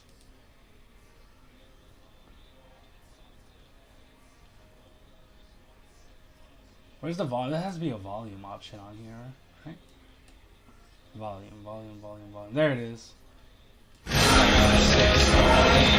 Okay, now it's too loud.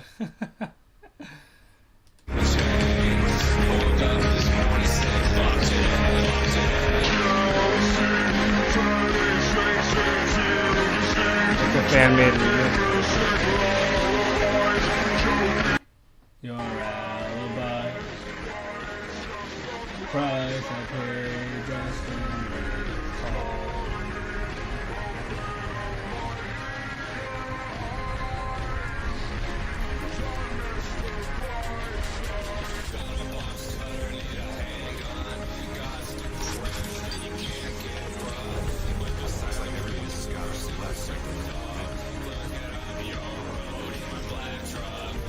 It's good. Yeah, I know you like music. Do you like EDM? I've been listening to a lot of EDM lately. Just because all my friends love EDM. So lately I've been listening to a lot of EDM. Yeah, what do you guys think about EDM? I know you're into music.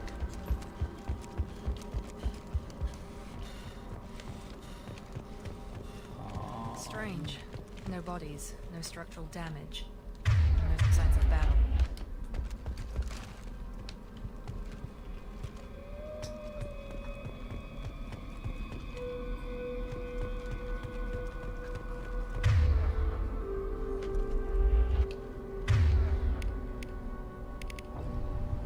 Hold left shift to display current objective.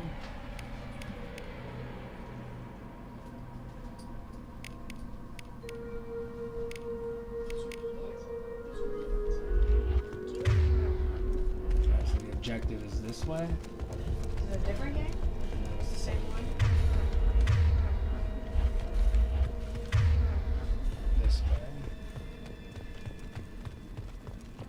Oh, I see.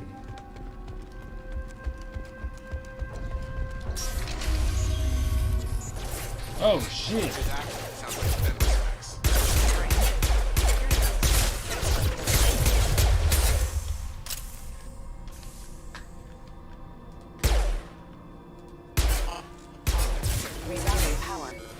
Watch out! Here he goes. Shoot them before they take out the shield. On target.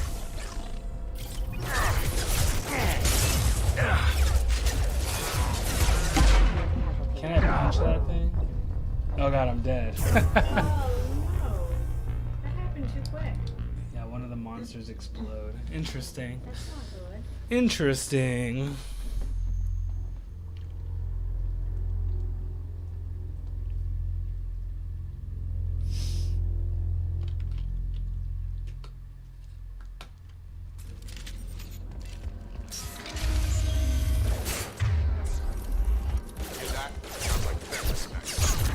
Strange. We're disabled. Gotcha! Here goes. Hostile. Shoot them before they take out your shield.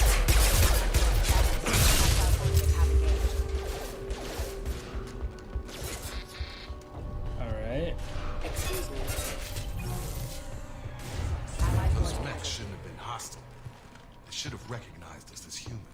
Someone reprogrammed them to attack on sight. We're not alone here. Going now. On my way. On my way. Moving to point. Uh-huh.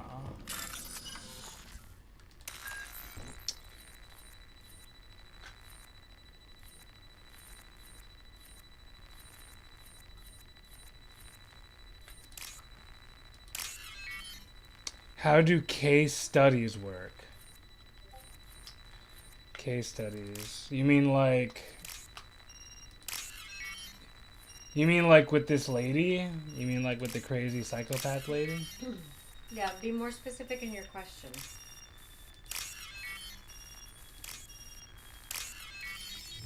Boom. How do case studies work? You mean what? For a therapist, you mean? For if you're dealing with a psychopathic person and you're writing about it? Or if you're just writing about anyone you see in your practice.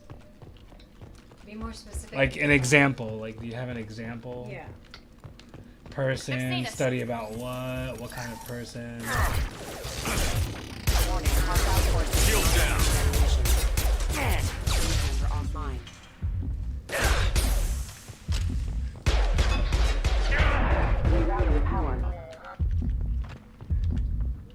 Yeah, not really sure what you mean.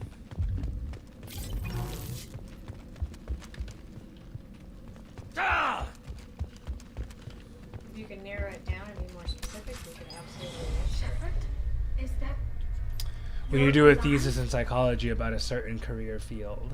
A thesis? That's a little different than a case study. Cerberus rebuilt me, Tally. In Case return, they study is asked me to based on investigate a these client attacks on or human colonies. clients you've seen who have the You same pardon us for not taking you at your word, diagnosis Cerberus. or We're diagnostic well within our rights to criteria. investigate attacks on a human colony. thesis is I'd like to what know you what the do Quarians are typically doing in here. school to weapons down, graduate Praza? and pick a Whatever's topic going and on here, research I the don't hell think out we of need it another and fight. Come up with a study. One of and our back it people up was with here on pilgrimage. data His name was and, Vitor. We came to find him. research, and then you write about it. If Vitor survived the attack, he may be able to tell us what happened. That's the So it basically is a bunch of research that you do into one topic and then you write about it. state to answer questions. And it has to be He was both injured reliable and and valid, which means it has nervous to be around She means that he was data unstable. that are Combine statistically that with damage to significant. his socio-2 scrubbers And that and an gets into a infection whole from bunch an of open-air math. exposure, and he's Where likely delirious. When he saw us landing, Basically, he your hid in a warehouse on the sample far side size, of town. the number of people We you're suspect looking he at, also programmed the control mechs to group are attack such anything that you have moved. a normative Vitor's the only one who can tell us that what. you assign it, mathematically speaking, to make sure that it is stable. Two teams and to get will past the drones anyway. across the board be Now reliable, we're working. consistent, and valid. Right. So for a case study, you need to basically be looking at patients and then writing about the similarities that you see. Correct. You know, when you're studying a specific topic, so you'll see like 20 different psychopaths because you're studying psychopathy. Yes. You know, and ideally you would have another psychologist also looking at 20 different psychopaths. Correct. And then you can share your studies.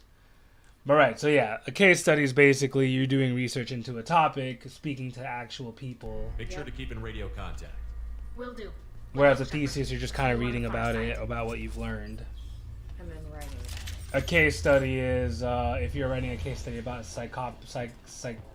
Yes, psychopathy is a good way to phrase that. You were spot on. If you're writing a case study about psychopaths or psychopathic people, as a psychologist, you would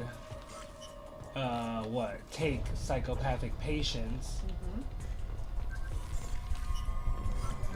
and then that's what your case study would be about. Yep, that would be your sample group. That's your sample size. Yep, your sample group and your sample size, and you would watch and observe based on controlled normative data.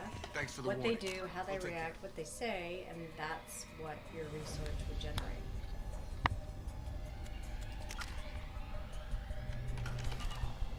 Makes sense. Depends on your sample. They can be really interesting.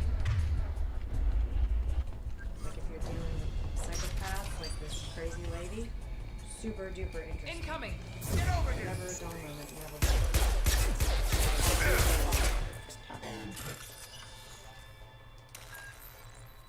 Has there ever been a case study or thesis on private investigators? I don't know. Let's Google it. Let's see. Because I don't know. I honestly don't know about that topic. You mean why they become private investigators? Or is there more specific question you have? Drill down to what you're asking about the study regarding private investigators, PIs. Why are they so fucked up? Yeah, or why do they choose to go into that field? What causes them to, you know, want to do that for a line of work? Alright, why do people become private investigators? Okay. Let's check it out. People pursue some like the challenge of uncovering information. Mm-hmm. Otherwise view, or I don't know, are private investigators lonely? Are private investigators lonely? Or do they have failed relationships? So yes, they work alone. Mm-hmm. Are private investigators happy? How they think and behave in contrast to normal people. Mm-hmm. Interesting. That is interesting. They make about 60K. Okay, that's mediocre. Meh. Yeah, exactly, meh. And there's a lot of alone time, and it's a lot of nighttime, and it's probably a lot of time in their cars. Yeah. Where, you know, they're being stealth-like. Mm-hmm. Is it lonely being a private investigator? Sometimes people ask me if it's a lonely life being a private. Oh my god, this is amazing. Shit! Nice mustache. Private eye, but you know, I guess the short answer is, yep. The long answer would be, you get some good friends out there, other private eyes, you know, and then it's not so lonely anymore.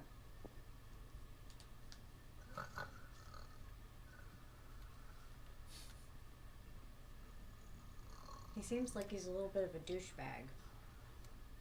So funny. Yeah. I don't think he's an actual PI. private investigator. No. Or she is. Is that a she? Yeah, it's a woman. Oh, damn. I would never have gotten that.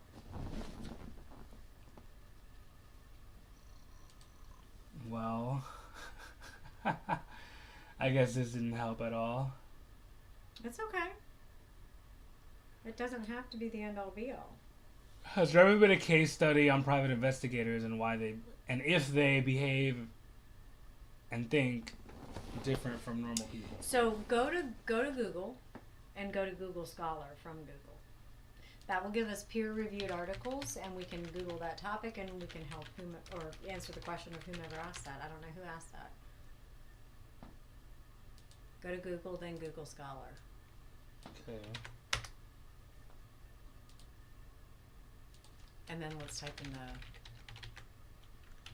Private string. investigators. Yep. Comparison between institutional and private investigators. Private investment. Private investors. No, private investigators. What makes successful investigator? The role of private investigators in law enforcement. Mm-hmm. Cooperate with private investigators. Private investigators in Australia. Ethics. Views on popular culture. Glamorization of their trade. This looks like what we're looking for. Yep, sounds like it. Perspective impact on popular culture. Okay. Alright, so here's a good one. Purpose, abstract. Findings. Private investigators were drawn from a range of professions, including public policing, Mm-hmm. and government. The findings indicate that the reality differs from the images portrayed in popular culture. Mm-hmm. Interviewees, so they actually interviewed private investigators. Yeah, that's what it sounds like. Discuss the contrast between media images and reality, providing a more complex portrayal of private investigation and what private investigators find satisfying and challenging about their work. Okay. Okay. Alright, so this is a good one. Oh, that is a good one. It's a good article so far. Yeah, check this one out. Check this one out, Matt. You can download it, right? It looks like you can. Should be able to. What is this? An RIS file. Yeah, pretty good. What's all this? Britain, America, impact of popular culture.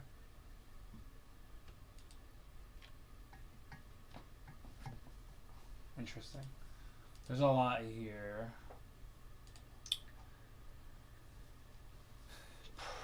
Presents recent research on private detectives in UK, which raised fascinating differences between British and American investigators. Not only are these evident from the analysis of their roles, responsibilities, and histories, but also in cultural representations.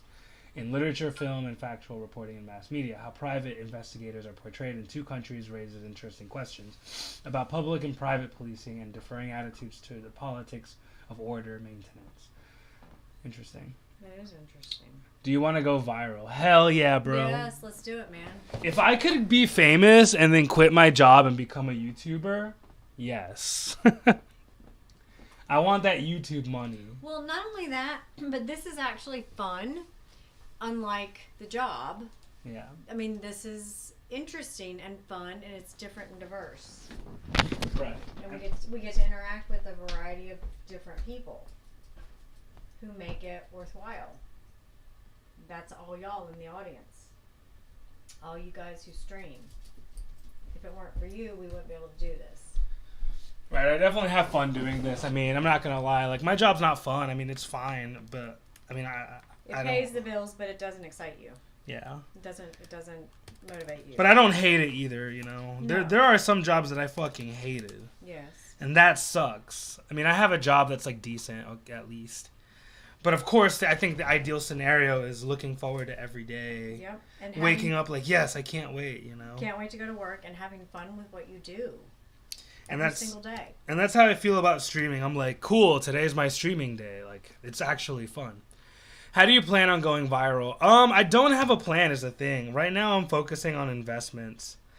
Because I want to make money, you know? And I feel like the amount of effort, it's a lot of effort to go viral. It's a lot of effort to make money on YouTube, I feel like. And I don't know if I can do it, you know? Because I have a full-time job, you know? Because I'm busy with all these other projects. And if I'm going to put the time in, it would be a lot of time to go viral on YouTube. And I would rather spend that energy on investments. That's what I'm learning right now, is how to invest in stocks and shit. And Bitcoin even. So it's a lot of work. And I'm sure you know, Noah. I'm sure you know that it's a lot of work to become famous on YouTube, TikTok, whatever, and make money off of that, and that's your life. It's a lot of work. And I guess it's too hard for me, so I just kind of do it for fun. And then it's not hard. That's just easy. So right now I'm just kind of doing it for fun, to be honest with you. And that's what makes it still enjoyable, because if it were your job and you had to do it, you probably wouldn't want to. Maybe. But I mean, that's how I feel about work now. Like, I don't want to go to work. Right. Use overload on him. You know? I'm sure I would want to do my YouTube job more than I would want to do my actual job. Yeah, I would agree with that. Wholeheartedly. Nice. This is a good ass game. Fuck. What the hell? Alright, I'm gonna hit these guys with the fucking rocket launcher. Do it. Use overload on him. Yes! One less.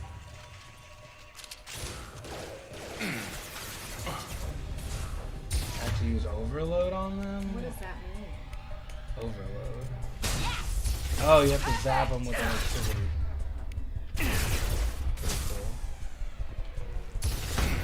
A goal without a plan is just a wish. That's true. It is true. Good It is point. true, Who yep. said that? Noah Joseph. No, Joseph, that is so true. Yeah, you're right. I haven't gone viral myself. I don't know, dude. You have some videos that have hit the 1 million views on TikTok. I saw that, dude. That's awesome. Sure, I've grown over the years, but 99% of people on the internet still don't know who I am, right? I mean, yeah. See, you actually have millions of views on your videos. You know what I mean? So, I don't know. It's also like I don't like to edit. A lot of it does not come naturally to me. Such as something like investing comes really naturally to me. Like I was able to pick up investing without any work. Like I just kind of started doing it.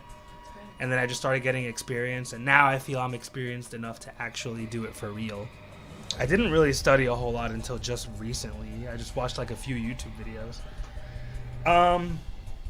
To truly go viral on YouTube or the internet and become an influencer or become a popular streamer that make millions of dollars is a lot of work. It's not easy, and I respect the people that do it. Because I know it was hard work. I know it is hard work. It's a lot of work, and I don't think I can handle it. You think it's too much for you, really? I think that, yes. I think that if I put equal amounts of energy into streaming and equal amounts of energy into investing, I think I would do better investing. Okay, that makes sense. Because I'm more of a natural investing than I am at video editing and stuff. Okay. I enjoy this. This is great, and I'm really grateful for all of you. I'm also very lucky, and my plan is to just get lucky and get discovered. You know?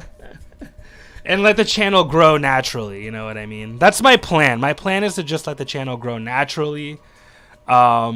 Maybe I'll advertise a little bit here and there, but let my friends know online. Yeah, my plan is to just grow naturally, to be honest. If I become viral, that would be awesome. But I guess I don't need to. Do you invest in the stock market? Yes, I do. That's kind of my get-rich plan. You know? Because, I mean, you know, the goal of work is to not work. That's correct. So true. The goal is to not work. Yep. Oh, what the hell? Oh.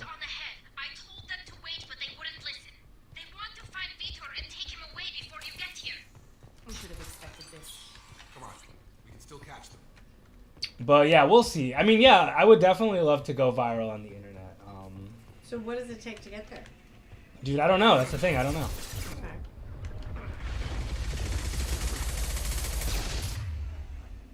Overload. Boom, baby.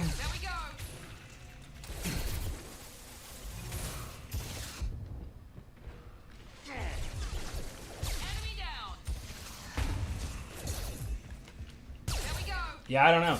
The thing is, yeah, to go viral, it's hard. You have to learn about a lot of stuff. You have to network. You have to know other creators. You have to work. You have to collaborate with other creators.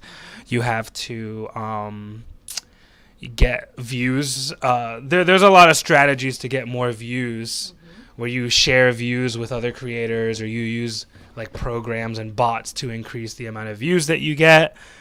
Because if you have more views, then YouTube starts promoting you to other people. Oh, really? So what a lot of people do is they get programs that give you views, bots, and then that pushes you up so that you're more popular, so that YouTube recommends you to more people. Okay. There's a lot that I just haven't gone into, because there's a lot of studying that I have not done when it comes to YouTube. That I should do, but I just haven't gotten around because it's kind of hard for me. What about people who are workaholics? Yeah. I think that's a good thing. I think it's good. I think it's important to love your family and never lose sight of the reason why you're making money. There's more important things than money, such as God and family. And friends. I think it's important not to lose sight of that. But I think being a workaholic I think being a workaholic in and of itself is not a bad thing. I think it's important for a man to be industrious. Yes. You should want that. And to be able to support yourself and anybody else in your life who's depending on you. Like duty, like having a duty and having responsibility is so important to my personal definition of a man. A man is somebody who is responsible, who accepts responsibility, you know, has duties that he feels bad if he doesn't do them. You know, I think workaholism is a good thing if it's in the context of responsibility and this sense of duty that a man should have. I think it's a good thing. But at the same time, you shouldn't let it, you know, you shouldn't ignore your family because you have to go to work or something. Or you should be able to be like, oh, I can't come into work today. You know, I have an engagement with a family. You know, it's somebody's birthday or something. I have to help my family with something. Yeah. Like my family really needs me right now. Sorry, I can't come to work tonight. You know, you should be able to make those emergency exceptions for your family. I mean, of course, when it comes to work, you have to go to work every 5 days a week. You have to go. Yes. But you should have that a little bit of squeeze, a wiggle room. You should have a little bit of wiggle room for your family. You know, they should take precedence for sure. That's true. Or rather, the reason that you are working is for your family, right? Not because you're addicted to work itself. No, to support them and help them have a It's just so nuanced because, yeah, I mean, you should love what you do also, you know, but it shouldn't be all about you. It should be about others. It should be about your family. That's correct. But you should be able to sacrifice yourself for your family or your time, your efforts, you know, your energy for your family. So, yeah, I mean, I can see how workaholism can become a bad thing, but I think in and of itself, it's not bad, and I think it can be a good thing. Everything in moderation, you know, just don't go too far into it. That's right. They did want to get to Vito first. What's up, Josh? Get into the door. Hello, you have to get into the door. Hello, senor, you need to get into the door. And that's so not how you talk. I am Maria Alvarez Vasquez. We need to get into the door. Senor Joshua Shepard. Can you get to the door, please? Senor Shepard, use Q and E to send your henchmen. Heading to cover. Can you get into the door, please? Right. Joshua, can you go into the door, please? Alright, cool. Take cover. Now what do I do? Oh, I have to go there. Hello, can you reach the button to open the door, please?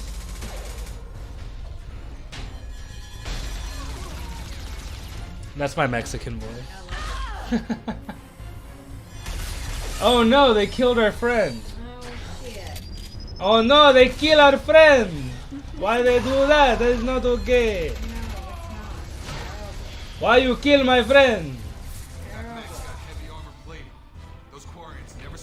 No, senor, you do not kill my friend, senor. Tough son of a bitch to take down.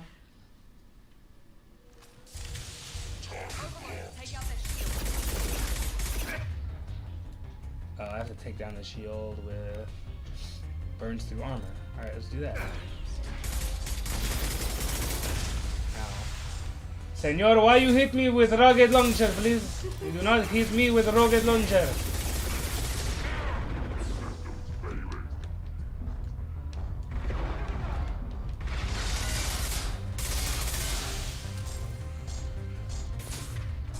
Hold left shift to use an ammo power.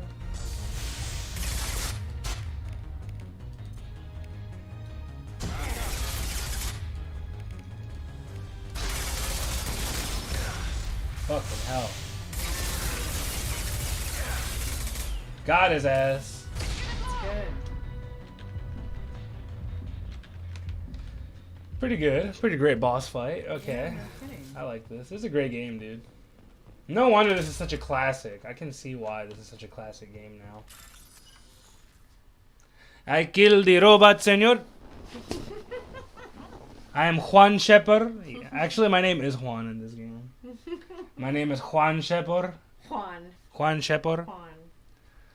What about people who are workaholics? Pretty good, actually. But yeah, no, thank you, Noah Joseph. That's actually, I really should have a plan. I would like to go viral one day, so thank you for that. I should learn about all these things. You will. I think you will do it. You know. It's just a matter of time. Maybe I'll ask my girlfriend. She knows about this kind of stuff. She has a pretty famous Instagram account. So I could ask her about how to get views and how to go viral and stuff like that. I think she has a lot of views on her stuff. So maybe she can help me out with that.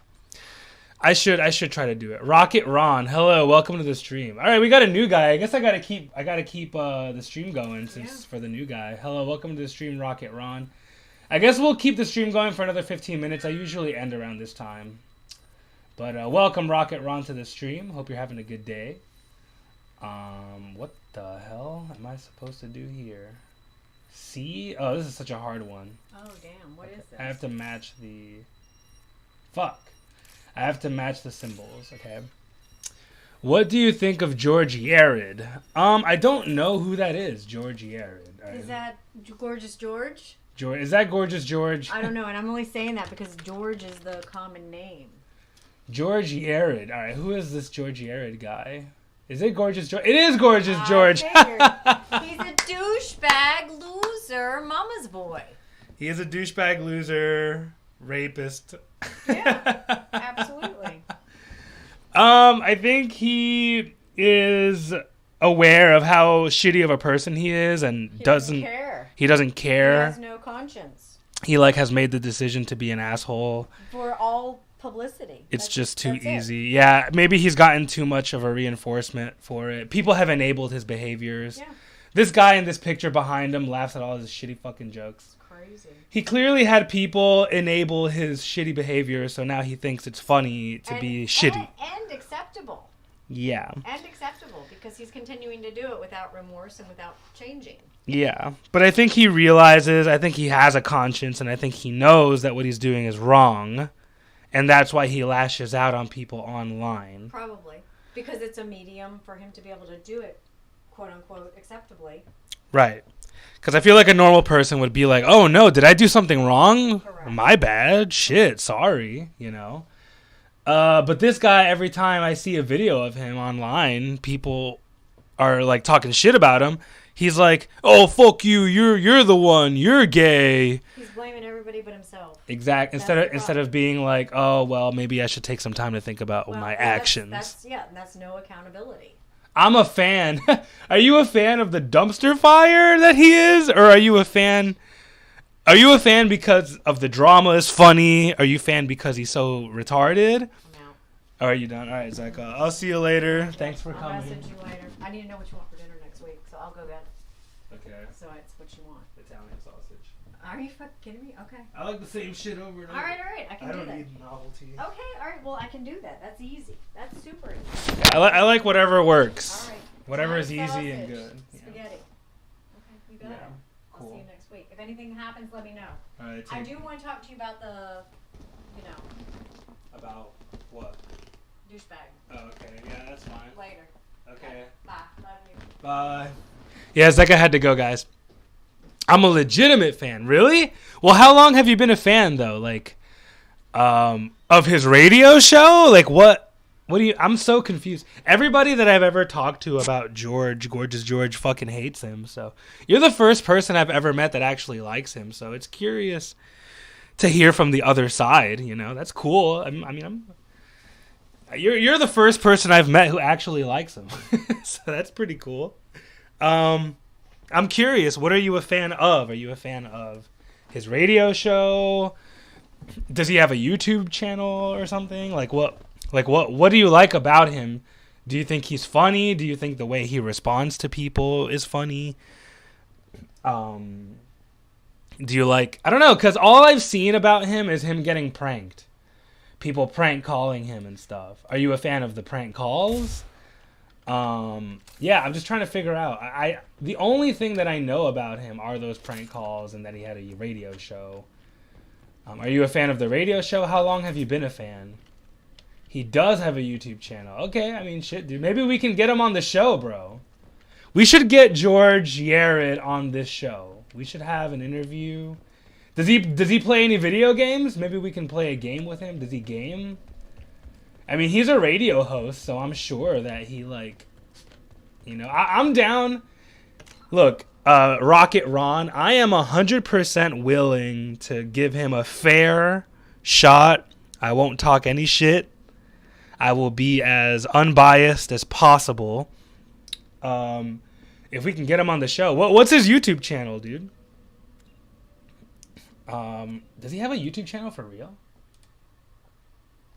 What's it called? What's it called? George Yared is a Democrat no more.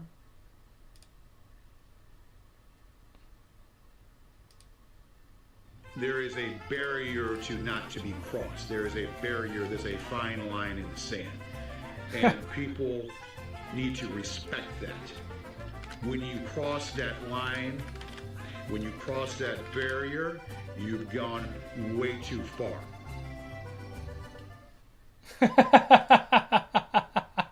See, the only things that I see about him are he's just getting pissed off all the time. Gorgeous George DVD. Okay, thank you, Ron. Rocket Ron. Thank you, Rocket Ron. Gorgeous George Yared on DVD. Okay, cool. So he does have a YouTube account. Calling out all the fans out there that support Gorgeous George.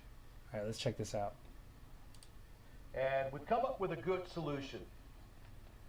This is Comments are turned off. This guy gets so much hate all the time. That sucks. Well, hey, bro. Join the Discord, my guy. Here you go, General.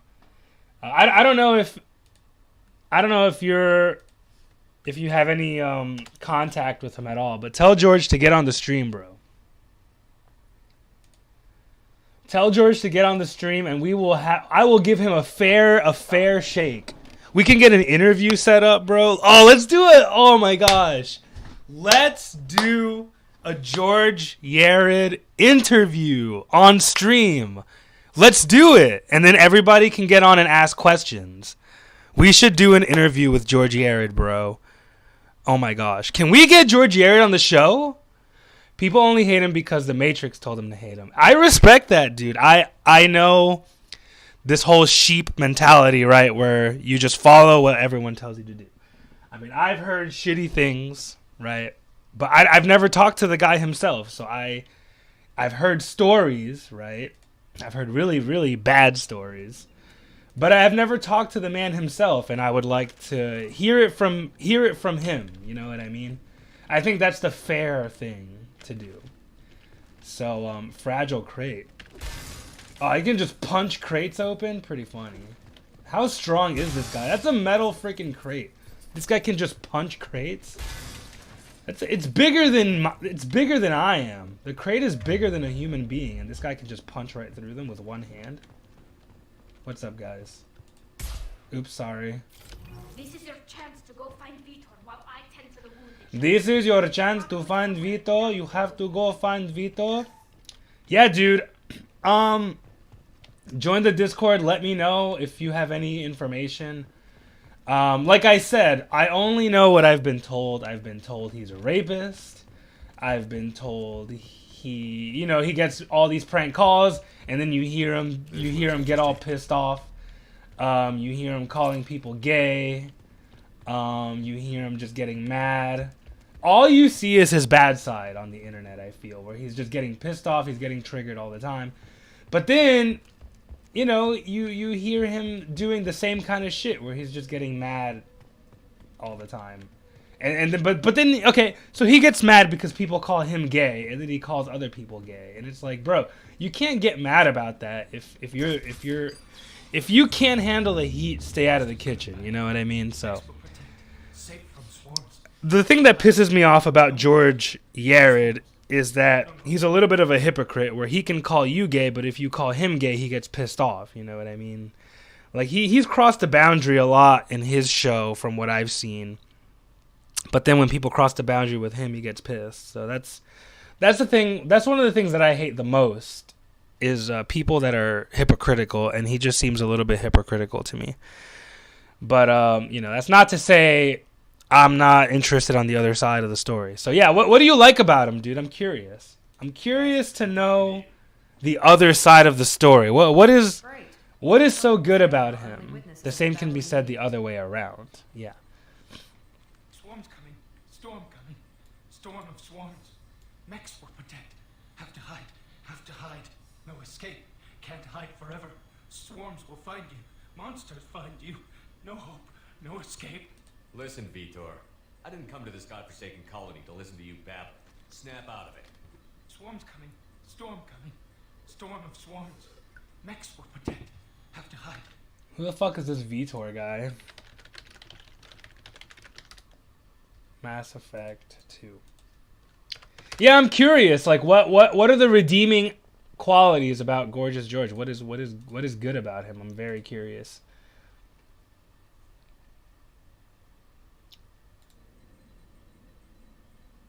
Listen, Vitor. I didn't come to this god. He's just trying to live his life, and he's relatable. He's just trying to live his life. Nice. I mean, yeah, I guess. He's like driving for Uber or whatever. He's like an Uber driver. Yeah, I get that. I understand that he's just doing that. But then why do people hate him so much? Why is he getting all these prank calls and shit? Why? I don't know. Why does he react the way he does? Like, why can't he take any criticism? Why does he, all these YouTube videos. What's the first thing? Okay, so I'm going to get on here on YouTube. I'm going to type Gorgeous George, and let's see what's the first thing that comes up, right? Let's see what's the first thing that comes up. Oh, it's his prank call. It's him getting prank called on TV, right?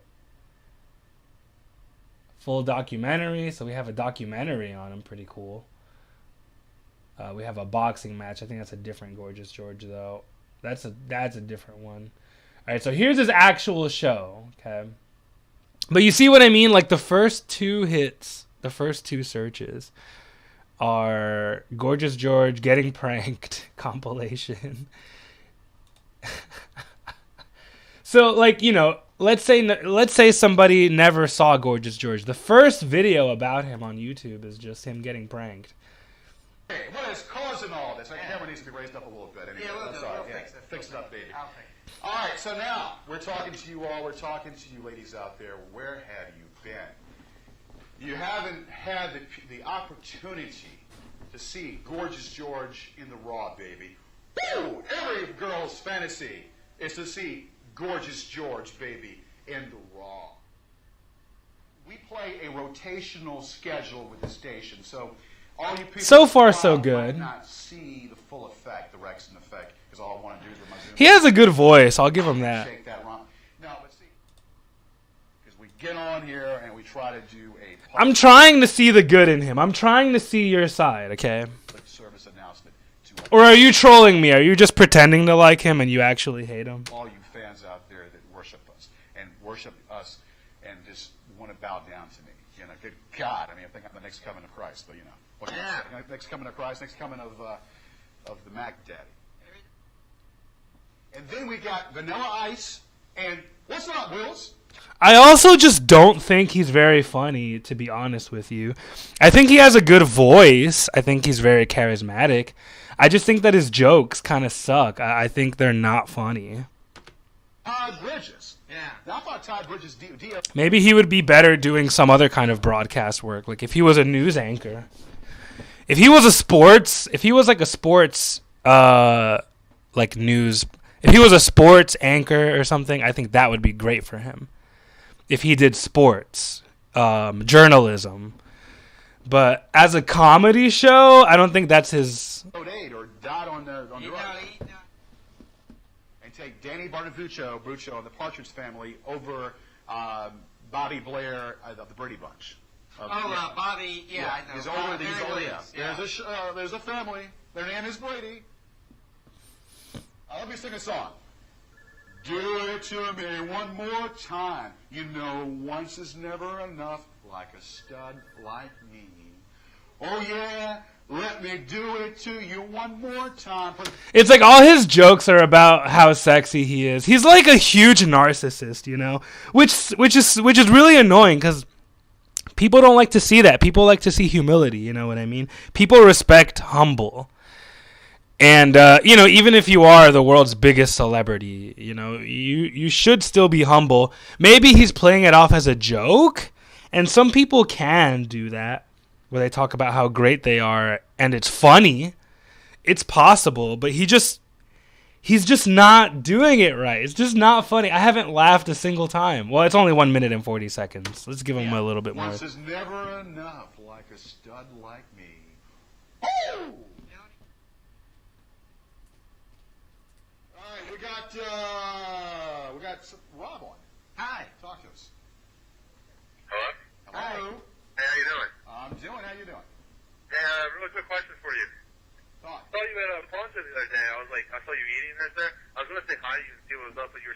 One thing I do respect about Gorgeous George, though, is that he doesn't really ask for help for other people.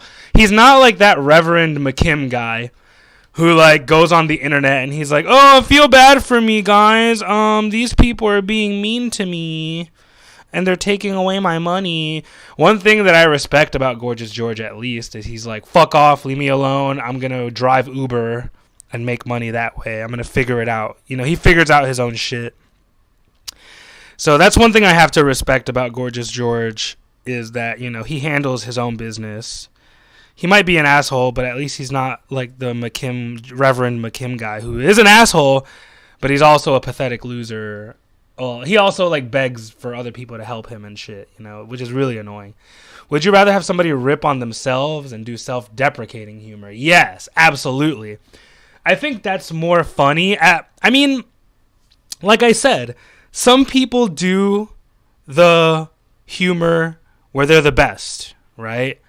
But Gorgeous George is just way too fat to work it out. Like someone like Logan Paul could do that. Someone like Logan Paul could be like, yeah, I'm the shit. You love me. Shut up, you know? Because he's actually like a good-looking dude. He's like ripped. He's fit, you know what I mean? He takes care of himself. He looks good. So somebody like that could pull it off. And some people can pull it off, where it's like, I'm awesome. You know you love me. You know you love me. Some people can pull that off. Some people really can. It's not easy, though. And I think it's easier for people to self-deprecate. I think that's a more successful strategy for comedy. I think more people can pull that off successfully. And I think Gorgeous George particularly, I think it would work better for him to be self-deprecating. And because he doesn't self-deprecate, other people deprecate for him. Hey, George. Hi, is Daniel through?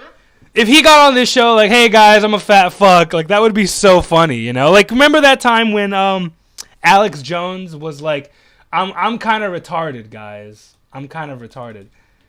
Alex Jones, I'm retarded. Remember that scene? Everybody loved that. It was such a huge meme. I'm kind of retarded. Where is it? Oh, I can't even find it anymore. I'm kind of retarded. Look, here's the thing. Fine. Listen, I'm gonna be honest with you. I'm kind of retarded. I'm kind of retarded. No. That's gonna be a soundbite. They're gonna put that to mariachi music. No. It's hilarious. Look, even Joe Rogan, who's a professional comedian, like Joe Rogan has heard the funniest things in the whole world. Like Joe Rogan has been a comedian for the longest time, since he was in his 20s. Like he's what, like 40 or 50 now? So he's been a comedian for like 30 years, right? Even a guy who knows every joke in the book, he's a professional comedian. Even he thought it was really funny when Alex Jones was self-deprecating. And Alex Jones is not a comedian. He's not a comedian. But even someone who's not funny, like Alex Jones is not a funny person. He's not funny. But even a not funny person can be funny if he makes self-deprecating jokes. And I think that's what Gorgeous George should do. Maybe people just hate him because he doesn't fucking make good jokes. Maybe that's why everybody hates him. I want to ask you about George because he's just Bush. not funny. It's really great to have you back on the air. Okay. And I see you haven't taken a bath since. Self-deprecating humor is often used to fish for compliments. Yes, actually, you're not wrong about that. But it is effective because it does work and it does give you compliments. And I don't think that fishing for compliments is necessarily a bad thing. I think sometimes it's okay to fish for compliments. I think that human beings are dependent on each other, and I think we should allow ourselves to be dependent on each other. I don't think it's a bad thing that we depend on each other. I think it's good for people to depend on each other, and I think that we should help each other out. And if somebody's fishing for compliments, I think we should give it to them, to be honest with you. You know, and I think they should give it back, you know. I think they should return the favor, right? But I think we should help each other out. And I think it's okay to fish for compliments sometimes. I mean, of course, you don't want to do it too much either, right? For sure. I think it's important for us to get each other on our feet. Maybe somebody had a bad day and they need a compliment just to get them back on their feet. I think we should get people on their feet. I don't think we should enable people to be lazy, though, you know? All right, Daniel Freer, you will not... Since with your mom. You will not, yeah. Everything in moderation, guys. I was bathing your mom, and I was doing a bristle rub on her area down there, and she said, "Ooh!" And obviously she has Brunel disease. Thank you very much. Mr. Freer, you will not come back. All right, there you go. That's a funny joke. Your mom has AIDS. That's a good joke. So 2:38. It took about 2 minutes and a half. But your mom have AIDS. Your mom has AIDS is a very good joke. That's a good one. Okay, thank you very much. Okay. Line 2, half-heartedly. That's a classic joke right there. If you self-deprecate too much, people think you're depressed. Yeah, I mean, people use that as a joke. I don't know if you know Nathan Fielder. He uses that as a joke, where he turns like depression into a joke. Depression can be funny. I don't care what anybody says. I think depression can be funny.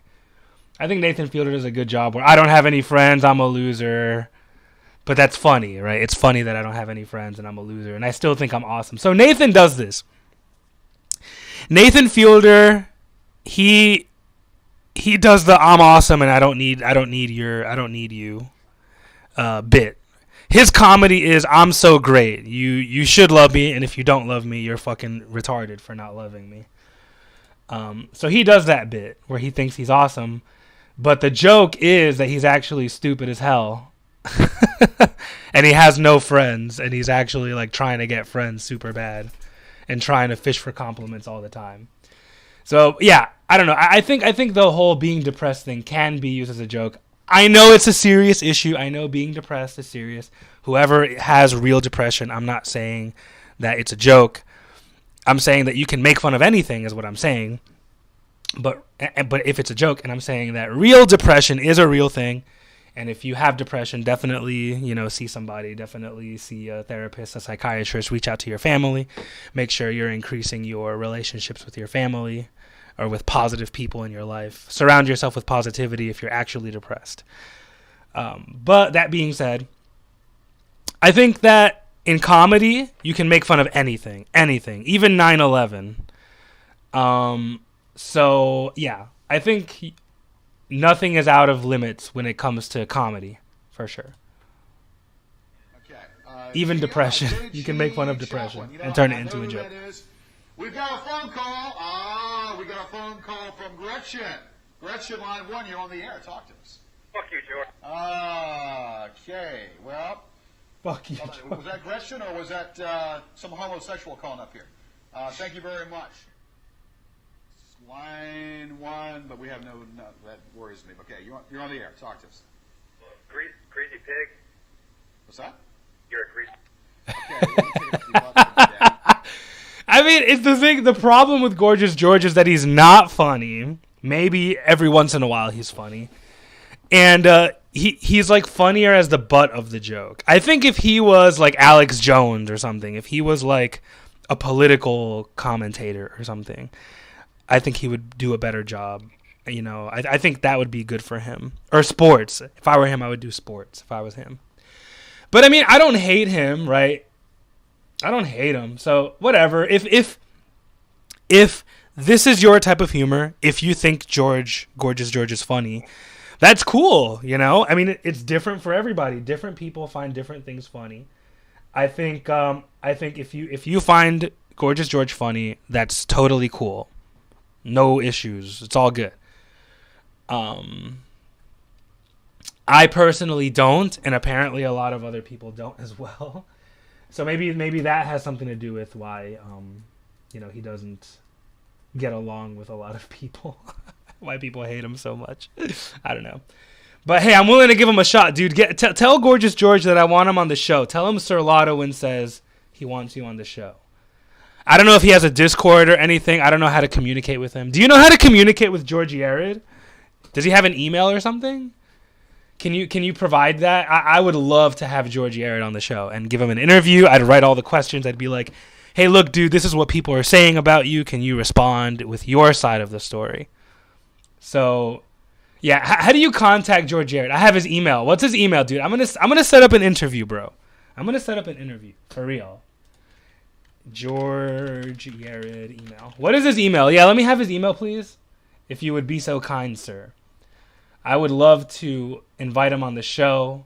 Maybe we can set up an interview and on Discord or whatever. And then he can like, oh, that would be so awesome. And I'll be like, hey, look, dude, I just want to hear your side of the story. There's a lot of people talking. We can set the record straight on stream. We could do it live, dude.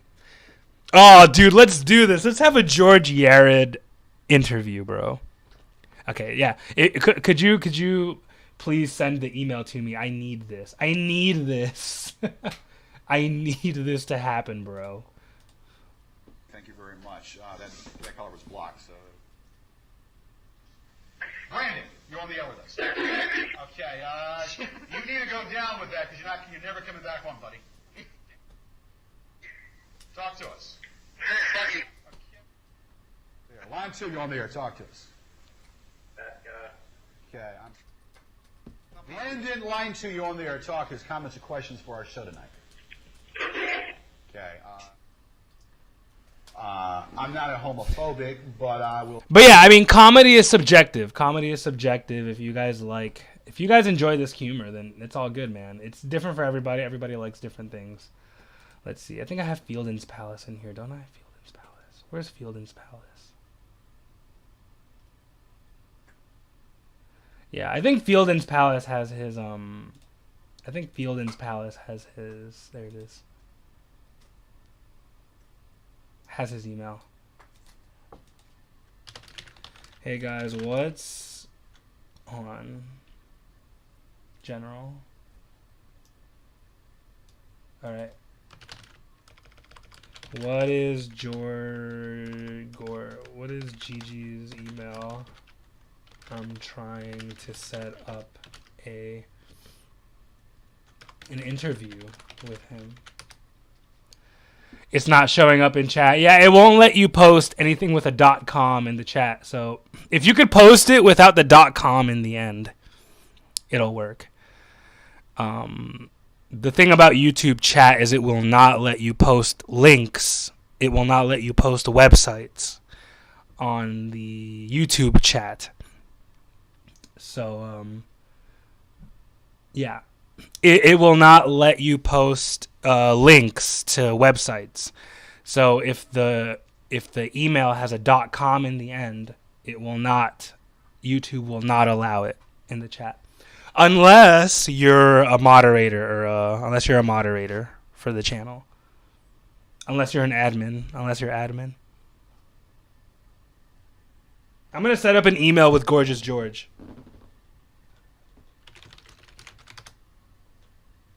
Is this it? You can just confirm it for me. Is this the one?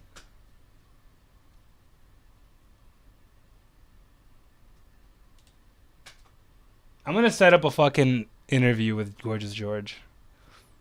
Is that the one? Oh my god.